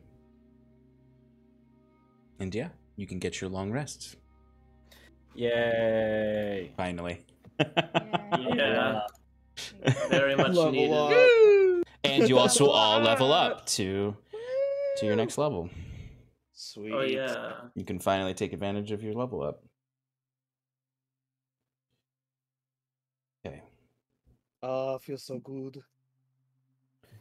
Be Um, mad and it okay. feels good. No problem. You'll wake up tomorrow morning and Mundy's outside and he's doubled in size. That is true, Is he- actually. Is he really? Yeah, Mundy is now a is it large or huge? He's a large creature. Large creature. But I'm riding him like I used to ride him, but now I only take up like a quarter of his back. Incredible. Sean, growth spurt.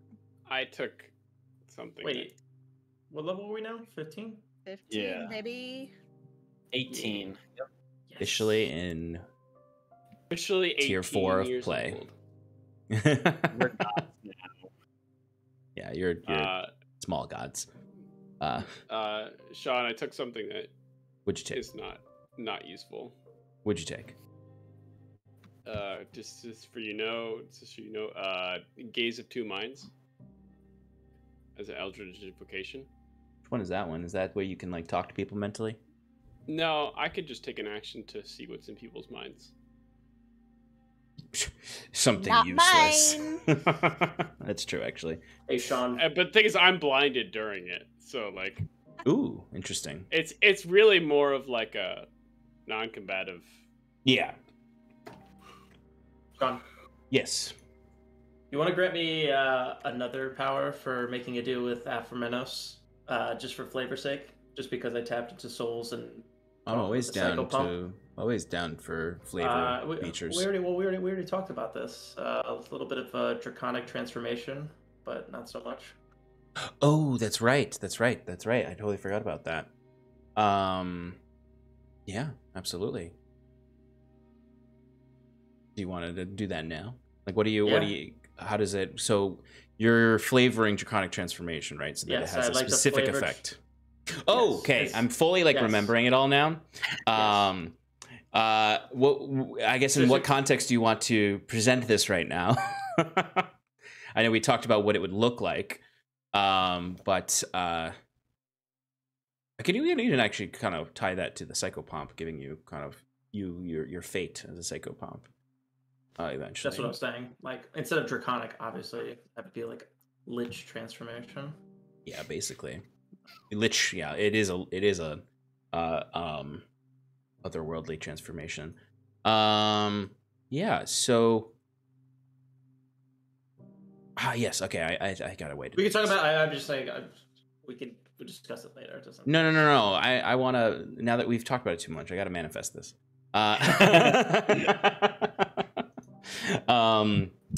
Especially because you wake up earlier than everyone else. I guess Kieran would also wake up. I would say if you allow it, because the harvester is supposed to come this morning, but the soul was already released the night before. I wake up this morning just because I'm reading the components for draconic transformation. Mm-hmm. I wake up and I find that the cage has transformed into something else that it's used as this like the focus. Okay. And that's when I found out the powers were bestowed on me or something. I don't know. No, I'm 100% down for that. So, yes. So what you would find is the cage, like Sarathil. What if the cage turns into like a necklace? What are those necklaces? It doesn't actually have the same magical abilities, but it's just the focus of this transformation. Yeah, amulet. Sorry. Yes, we can do that. No problem. So you wake up early, and you would find that in the center of the room where that the cage was, the cage is sort of parts of it have like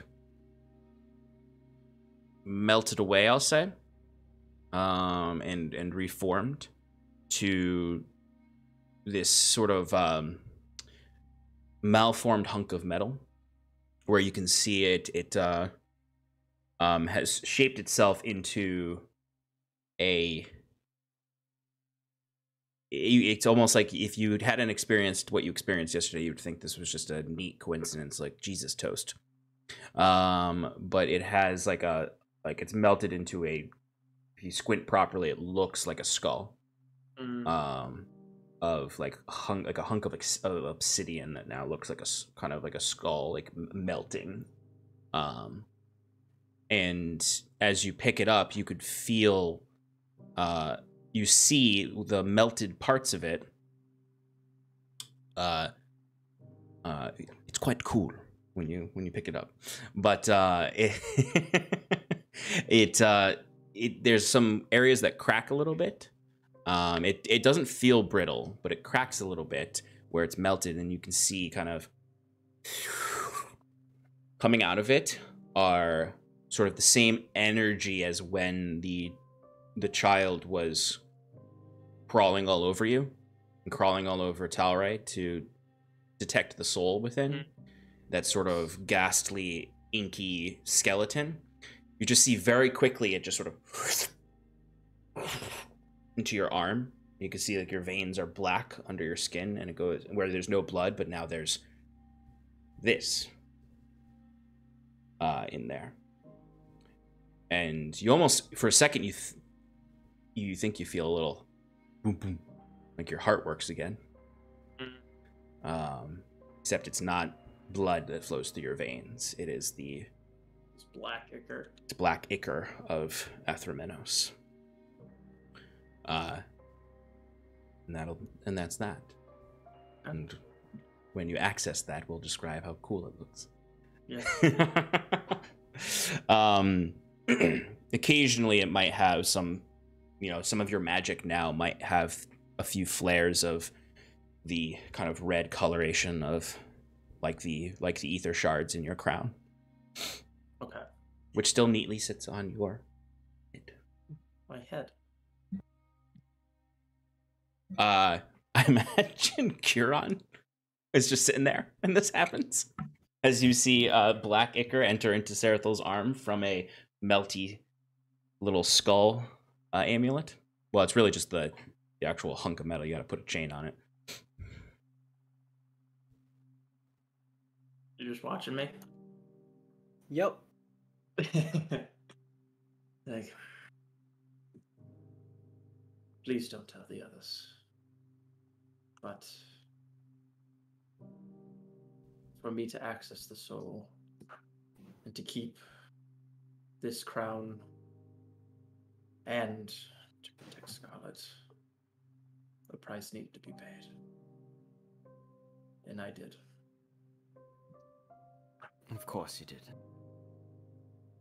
Please don't tell them. It's my burden to bear, not anyone else's. If anyone understands, my friend, Kieran says, clapping him on the shoulder. It's me. Best of luck. If you ever need help, I'll happily share the load, should need be. Thank you.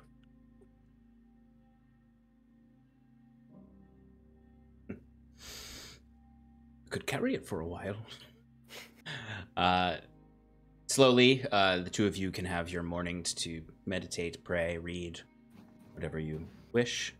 Eventually, the tiny hut goes away, and you all feel the immediate cold breeze of the Elysian air. And can look around and see that overnight, other than within the hut, the grass around this area has grown exponentially. Trees have grown exponentially, and where this fort was, it looks as if nature has grown over it over a span of like 20 years. As you can see, vines all up the walls, trees in the courtyard. There are so many ticks. There are so many you're all ticks. covered in ticks right now, specifically moon ticks. Wait. They're the same as normal ticks, but they're in Elysia. But not on me. Yes. I don't have blood. Yeah, well, you Neither have do I. Icar now. Yeah, that's Just true. one acre. The tick, no, one tick tries to This bite you and it moon immediately tick. dies. Yeah, actually, moon ticks specifically go for Icar. Oh, damn it. You're all fine. You just see Sarathil just black dots everywhere. Now I actually want to make something called a moon tick in Alicia that like saps your life energy or something. Eats at Gives you your whatever disease. I don't know. Lemon disease. Like Oh, lemon. Yeah, damn, you lemon beat me disease. to it. I was going to say that. Bastard. lemon disease, but it's also spelled with a Y somewhere. Yes. Because there's actually the Lemine. coast of Alicia. There's a place called Old Lemine. That anyway. That's a good CT joke for all That's you a good, fans yeah. out That's a there. good old fashioned Connecticut joke. But yes, it seems as though this Fey ash tree has already done the work of reclaiming this part of Alicia. Curiously, upon inspection, Sarathil, you would be able to determine that this has completely overtaken the celestial presence here and is purely Fey now. The tree itself still still glows that bright, radiant light. It's still kind of like almost as if someone like just like took a whiteout pen and drew a tree into reality. But it's no longer hot on you, and it's no longer melting its surroundings. It is simply bringing life to the area and expanding the life that's already here. That's incredible.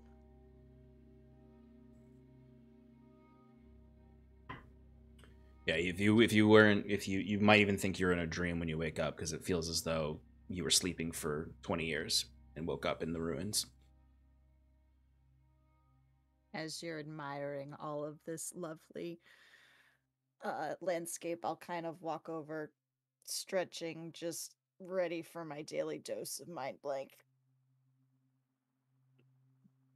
Without knowing, all the shit that happened last night. Mundy's just frolicking, and I'm just like sitting and watching everybody from a high place.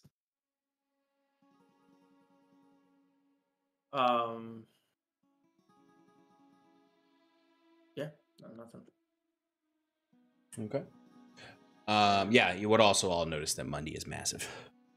They're like, what is going on? My lord. You might even think that Is it- Mundy has been Yeah, growing I over the next was- 20 I was- years. I was about no, I would say. Go ahead. Like, my lord, it's incredible. Mundy's strength, to gain strength from the work that we've done here. Is it harnessing the energy of the Fae? Because it is Fae in nature, is it not, Talray? What? I fall down the tree. Yeah, I don't know. I just felt, a little bit stronger this morning, and I kind of gave a little bit more oomph when I was summoning him, and he came out like that. Very majestic. No. Yeah, our little dragon's just all grown up. I feel we've all gained a little strength from our past battles.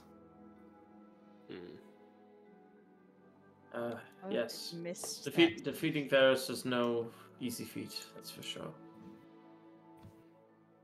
Oh, also, Sean, I forgot to say, I have Varus's weapon. Mm-hmm. If I spent some time, like, inspecting that this morning, Mhm. like an hour or so, Mhm. what might I Mm-hmm. get from that? Sure, something that Okay. you'll get next week. Because I forgot to. Fantastic. I did know you had that, so yes, you will be able to. It's not like the weapon turns to dust as soon as the soul Right. leaves, but it is. You can use the weapon. It will have special features. For now, I don't think was I using. Well, it's a monster stat block, so I wasn't using a weapon. It's probably would count as a maul or a battle mace, because I described it as a scepter. Yeah. So it's well, I'll send you something next week.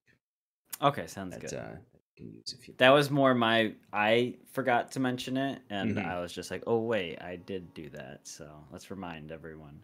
A different magical creature shows up and be like, that belongs to this plane. just slowly, several psychopomps show up to just be like, we heard you got a lot of shit that doesn't belong to you. Give it back. We are kleptomaniacs, aren't we? You can have it. I don't want it. I didn't want it in the You first could place. say we're sticky fingers. No. You see some like little psychopomp comes up to Timber and it's just like, we heard that you've got our ever burning candle. Give it back. Just coming for all the common magic items Timber has. Yeah, no, I really. How about I give you like 8 of them? Is that our speaking stone? You can have I that. have the back other too. one. I just no. We heard you had the most perfect rock. Oh, not anymore. Yeah, they're late to the party. Tara, this doesn't explain why Monday's so big. Monday, how did you get so big? I think you need to go back to sleep. Monday? Rar, rar, Monday. rar, rar. Do you speak Draconic? Hey, Monday. He doesn't. Oh, yeah, you got a new thing now, right? Oh, hey, what's up, Timber? My name's Monday. I'm a completely normal person. Oh God. I just act like a dog sometimes to throw people off. I actually sound just like this. Timber looks at everybody else and goes, oh God. And then puts his head back down. Will you come and fly around with me? Oh. Let's talk more. I have so much to chat about. I don't want to talk, Monday. But you were speaking Draconic a second ago. Oh God, Mundy's an annoying little kid. Okay. So Yeah, Talray just is like, now, Monday. Stop bothering the wolf man. You would see that the soldiers are kind of tending to themselves. They're immediately starting to cut down some of this wildlife that's grown because it's all grown all over their camp and everything. They are not well enough to travel, so they're probably not going to go anywhere, truthfully, for a little while. One of them does come up to you, Curon. Probably the strongest one, the one who's the least injured. Looks, everyone looks young to you, but they look pretty young. Reminds you of your cousin a little bit. Just in their naivete, maybe. But they've got like bandages over one of their eyes, and they do have one arm in kind of a little sling. As they come up and they just like hand you a bowl of food that they've made this morning. As they look at you, because truthfully, they have no idea what happened. Mm-hmm. They don't know that you guys did this. They just know that you were here to heal them when they fled. They didn't see the fight with Varys. They never saw Varys's body, because right now Varys's body is overgrown. And there are plants and everything all over him. You'd have to actually like look for it in that general area. Okay. Unless you wanted to do something about that. I think Curon would have tended to the body. Mm-hmm. Maybe not at the moment, but like kept it close to the bubble. Yeah, and I mean it wouldn't be hard to. Yeah, there is stuff growing over it, but you know where it is. Right. It's got like a blanket or cloak over it, but yeah. So soldier comes up, Curon will thank them, and as he's basically, he's eating, but like I don't know what happens to this food when it goes through his body. And Curon will go, what's your name? soldier.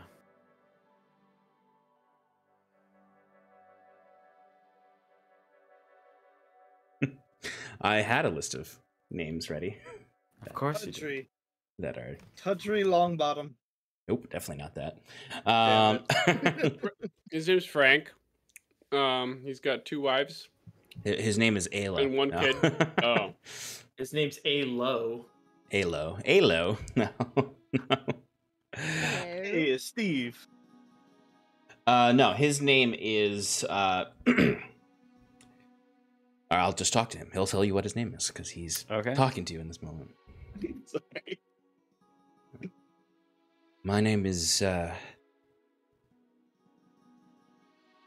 Arendir. Arendir. Fair Who- and dear. Have you? Who are you? You look like a champion of Ela. I was.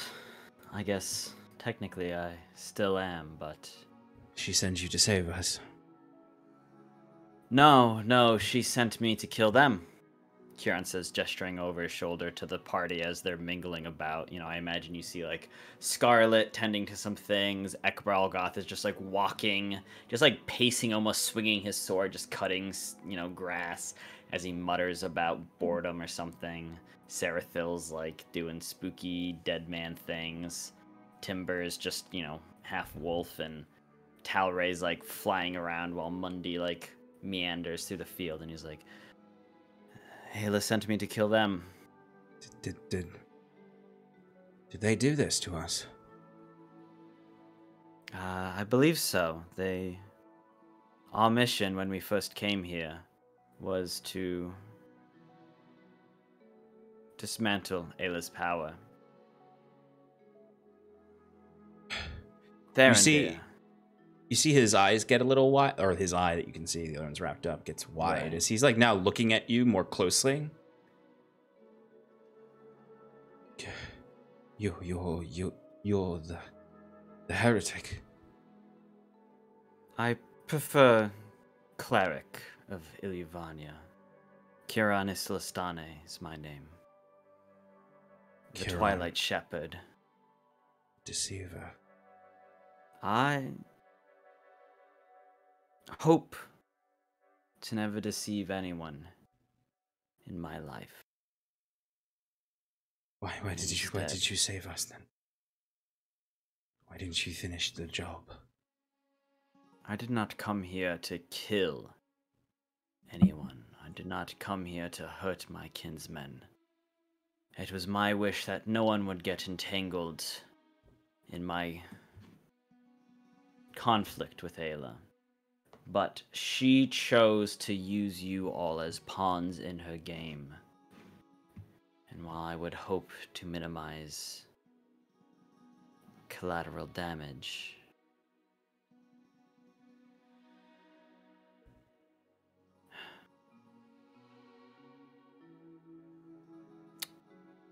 she has not been truthful with our people.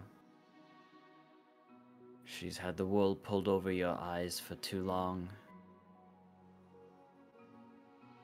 She does not mean harm upon any, but she seeks to hide away and let our plane burn.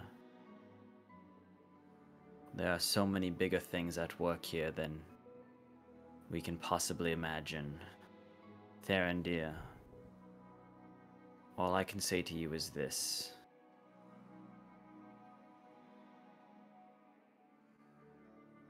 The world is bigger than our river valley. And people suffer both within and without.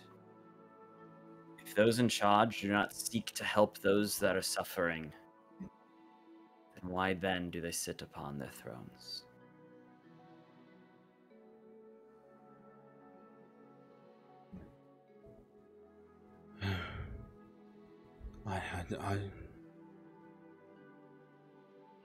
Truthfully, I am tired. I don't care much for thrones. or spouts between the powerful. Of course. I'm afraid Why should you? you're telling me my friends died. A disagreement between you and Ella. I'm afraid so.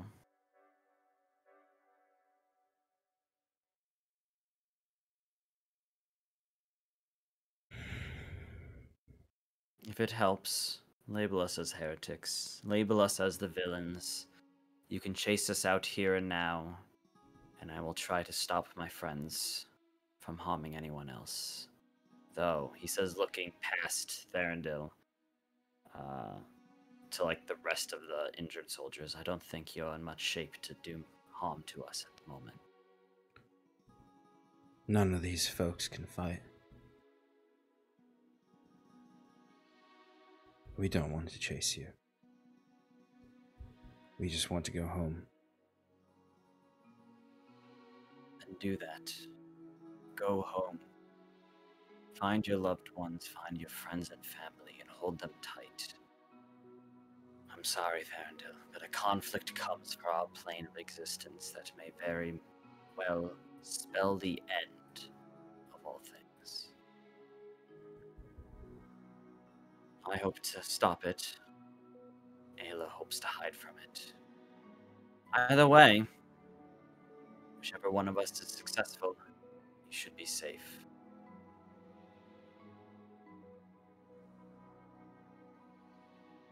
So go home, rest, and be at peace. You've done the work of your people, and for that you should still be proud. No one blames you for what you've done.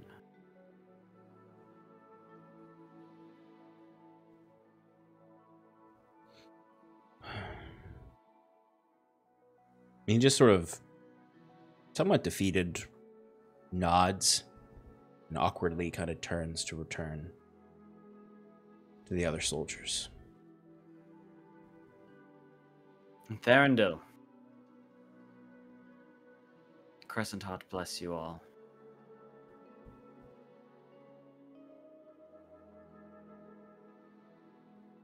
Just gives you a nod and continues on his way.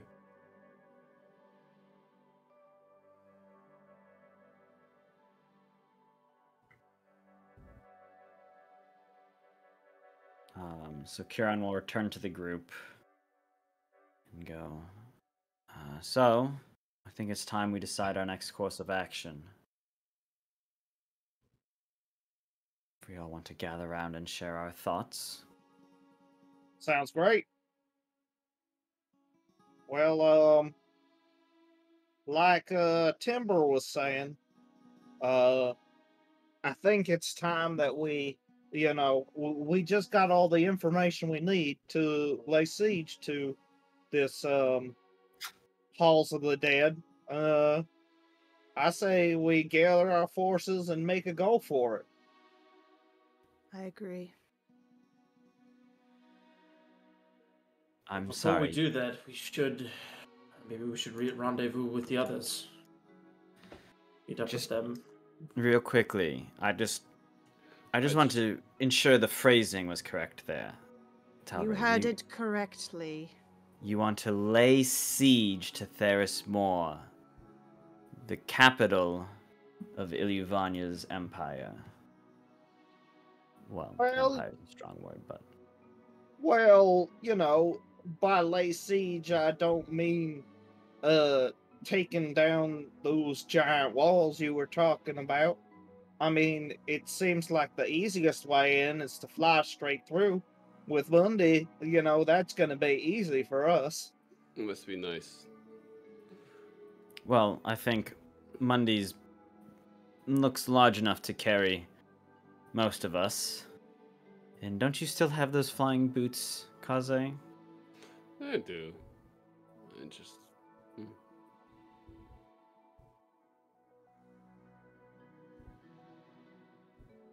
What? Blood. Ozzy's clearly not himself today. Let's just leave him out of the conversation, please. Power through that, of course. Don't leave me out there. Just 2 points of Pipe up. exhaustion still. Well, Look. again, as I said, if we need to find allies, we should get together again with Talio and the others, fortify our strength, and share the information that we've discovered. I do have 2 cents to add to this. So while they're coming down here, we do need to take a little bit of time. There's another window for another issue that we're not blindsided by, but not our current focus, which is Thatcher and General Kinsley, which are on another plane, but not the same plane, but different country. That meeting I don't is know. I tomorrow. just yes, thank you, Scarlett. I just can't talk right now. I thought Right. I think didn't we decide that instead of going there we would watch through the orb? That's all we need to do. We just need to get the information. This is our focus right now. Well, we can start traveling and on the morrow do that. I don't think that was ever out of the question. No. I don't think we should go to Sarathil, though. I think she's going to be expecting it. Especially after what's happened. But I do think we should meet up with the others and devise our plan from there. If we are to, looking at Telray, lay siege to Therismore.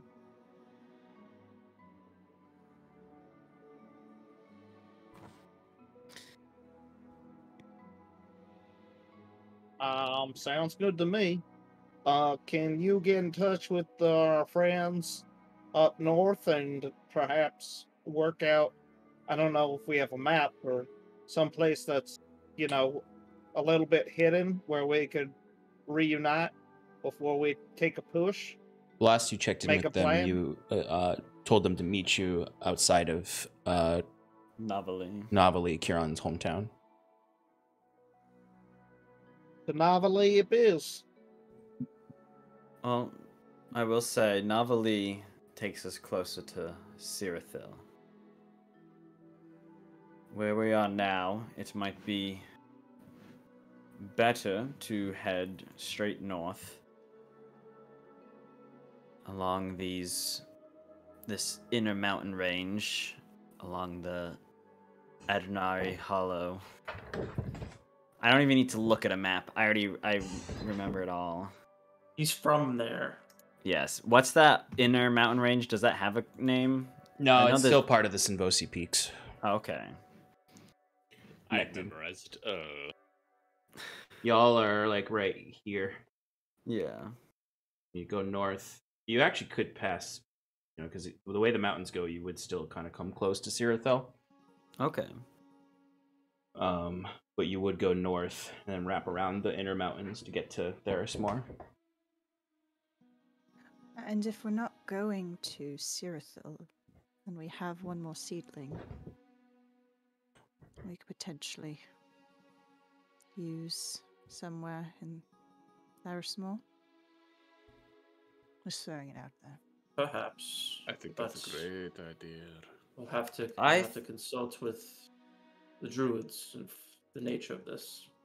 Of course. The magic may respond directly to the pillars that they were planted near. Wait, but who has the seedling? Because I only had the one. I thought you had all three of them. I had No, two. I mean, all two of them. Maybe?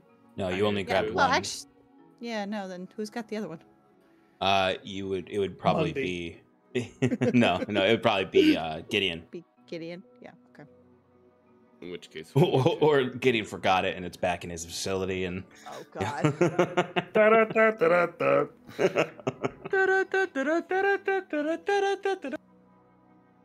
was disappointing. That was so disappointing. What I'm saying is that's an option.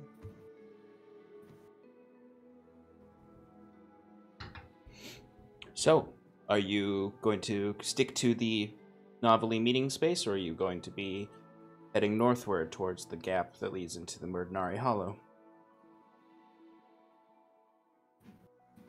Do you want to go home, Kieran?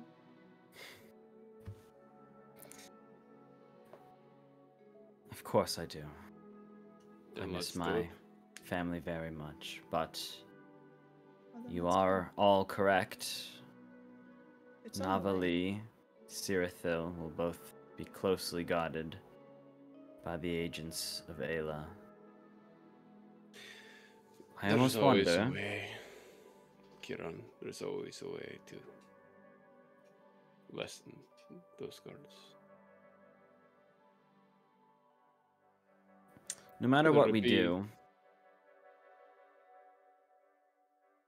the destruction of the spire in Sarathil weakens Ayla's hold on Alicia.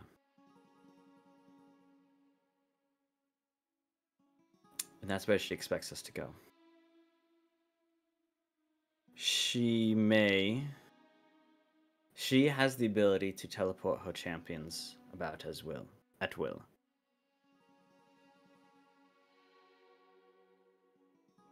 It may be best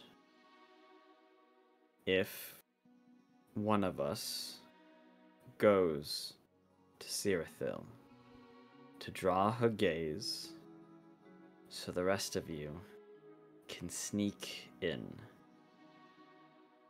Kind of like an old story I once heard. From a book called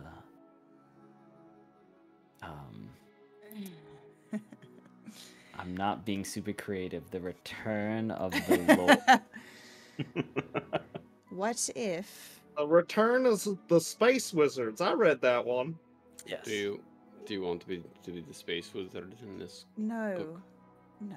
My thought here was I could travel north along the river and gather support for my movement to overthrow Ale.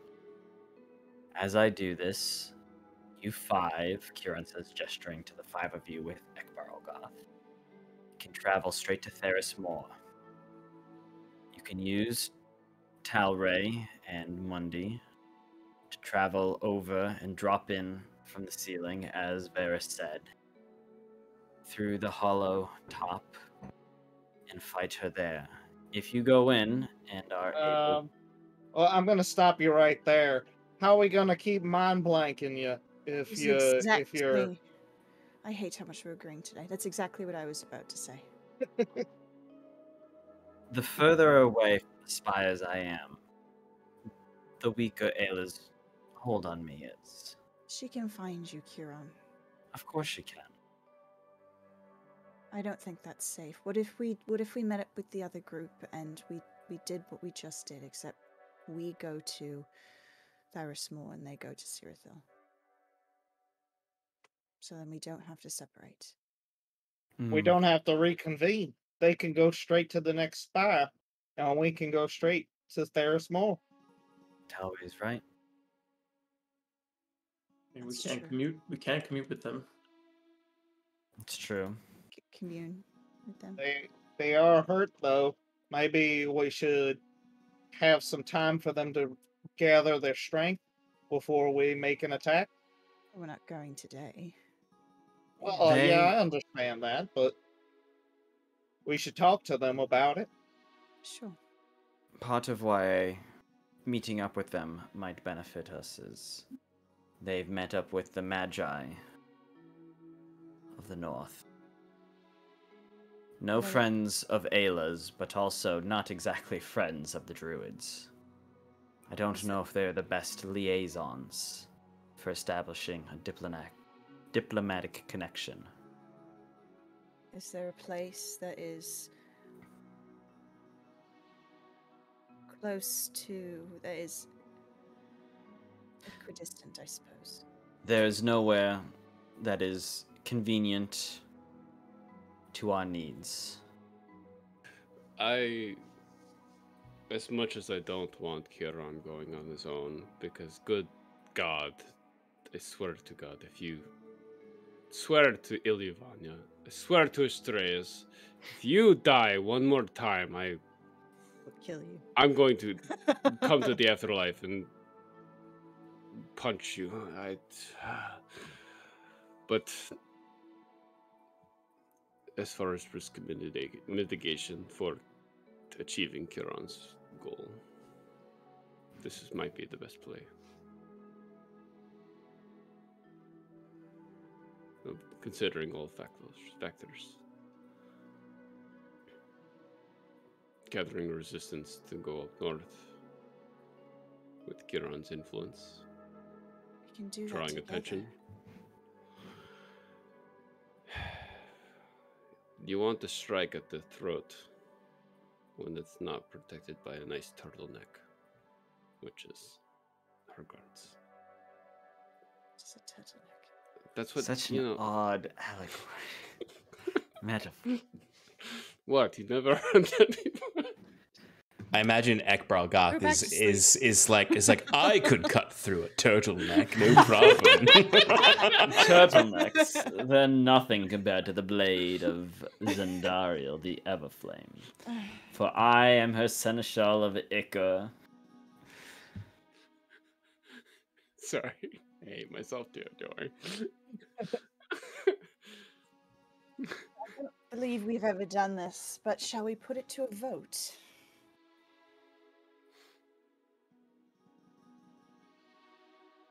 Like, I can guarantee you are not going to convince me that splitting up is the course of action that we should take. That's fair. I simply So- stated it as an option. What's on the ballot then? We can either, all of us together, all 6, including my demon persona, travel directly north to Theris Moor and fight Ayla, while our companions work to dismantling her power in Sarathil and destroy the final monument. Or you 5 travel north, while I meet up with the others, garnering a resistance movement, or I should say, an opposition to Ayla, and take out the monument myself, drawing her attention and some of her champions, allowing your infiltration to go, hopefully, easier. With the destruction of the monument, it would also mean that her powers would be somewhat weakened. Not that I don't believe in our companions. I feel like having a champion with them might prove a little more useful. Well, I don't even know if I'm a champion of Vilivanya's anymore. Sure. The third option is that we all go with you to the third spy, True. collect our forces, and finish things the way we had originally planned. But that allows Queen Ayla to possibly bolster her forces, and those weaknesses that we just discovered might not be we might not be able to just fly in. Or would she come to us? I don't believe she would ever physically come to us. As Varys said, Theris Moor has never been attacked. Its walls stand impenetrated so far, with ancient enchantments that have lasted aeons. The Ayla. real thing that we all need to know is that I'm not concerned about Ayla's power. As soon as we can get Glomung free, we win. No, absolutely not. Of course we do. No, you win. No, Alright. we win. No. If Glomung's free, she she can't source his power anymore. You heard herself that, she's hunting Ilyuvanya with his powers. If he's free, he can get us all out of there. You're And talking about a 20,000-year-old demigod. If you think Glowman is her only option in this gambit, you are sorely mistaken. She will most certainly have a backup plan, another plan should that fail, and yet another. And so do we with these 3 options. So can we vote on them, please? Kieran, what do you think is the best option? You know what I'm he's being going to honest. say. I think our best option is to strike now, quickly, before she has time to retaliate. Okay. I agree with that as well. Since we have you back, keeping you away from that 3rd spire where she has most of her power concentrated, I don't know how much we can keep you from returning to her. What I worry about is the aftermath of her fall. But that is for me to figure out with my kinsman. Well, Let's get moving. Let's go. Did we just think we're in decide? agreement. Did we just decide then what we're doing? you wanted to stick together, right? I did, but that's not how I was taught how a vote goes. But whatever. Cause I asked, Five votes. Did you want us? Did you want a tribal council? Did you want us to write all our names on little sheets of papers? Shut up. wow, the wood elf is being more confrontational than me. Scarlet, you have full permission to slap Talray in the face. Fly away.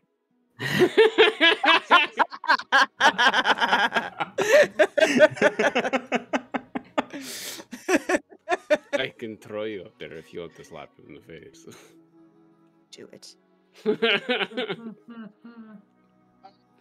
Anyway, now that we've got that all settled, why don't we talk about what you told those survivors there, Kieran?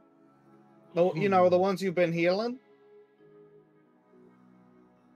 I told them that you were all responsible for the tree, for their allies' deaths. I told them I had come to stop you all, but obviously that is not. This is old Kieran who can't tell a lie. I told them all to go home and to hold their loved ones close, while the powers that be fight over things that shouldn't concern. So Yeah, just to be sure, you didn't blab about any possible plans or about what we're gonna be doing next or anything along those lines, right? No, Talray, I have learned a thing or two in my time with questionable morals. All right, just if any of them ask before we leave, we're going the opposite direction. Lie if you want. Reporting the truth is sometimes easier, I find. As Not when Kieran, you're telling your enemy your plans. as Kieran walks over to Varys's body, scoops it up, and somberly walks off to the Fey tree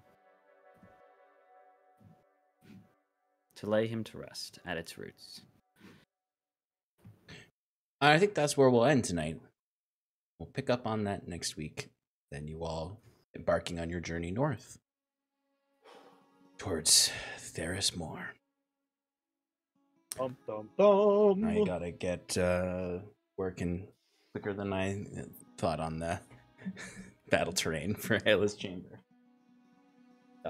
We got this so far. Big ol' stick, some marbles. That's a nice basically. stick. It is a nice stick. Yeah. This is a nice That's stick. a good battle map. Great. This is the whole battle map. I'm not even gonna. I'm just gonna hold it like Yeah, we this have to, during the like, stream. balance. Get the balance. And if your Obviously. mini falls off, you die. You like Oh. And Legend. if you die in Zelda Link to D&D, the Past. you die in real life. Yep. Yeah. I've we all- somehow- Oh, that was true. I somehow bonded your souls to these miniatures.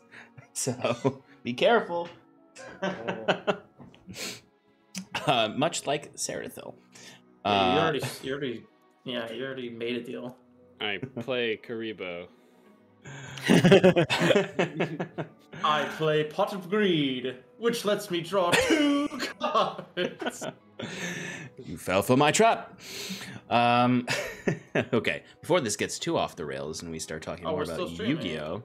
Yeah, we're still here. Did you think as soon as I said, and that's where we'll end, I just clicked end stream? Forgot how this works? Done. Look what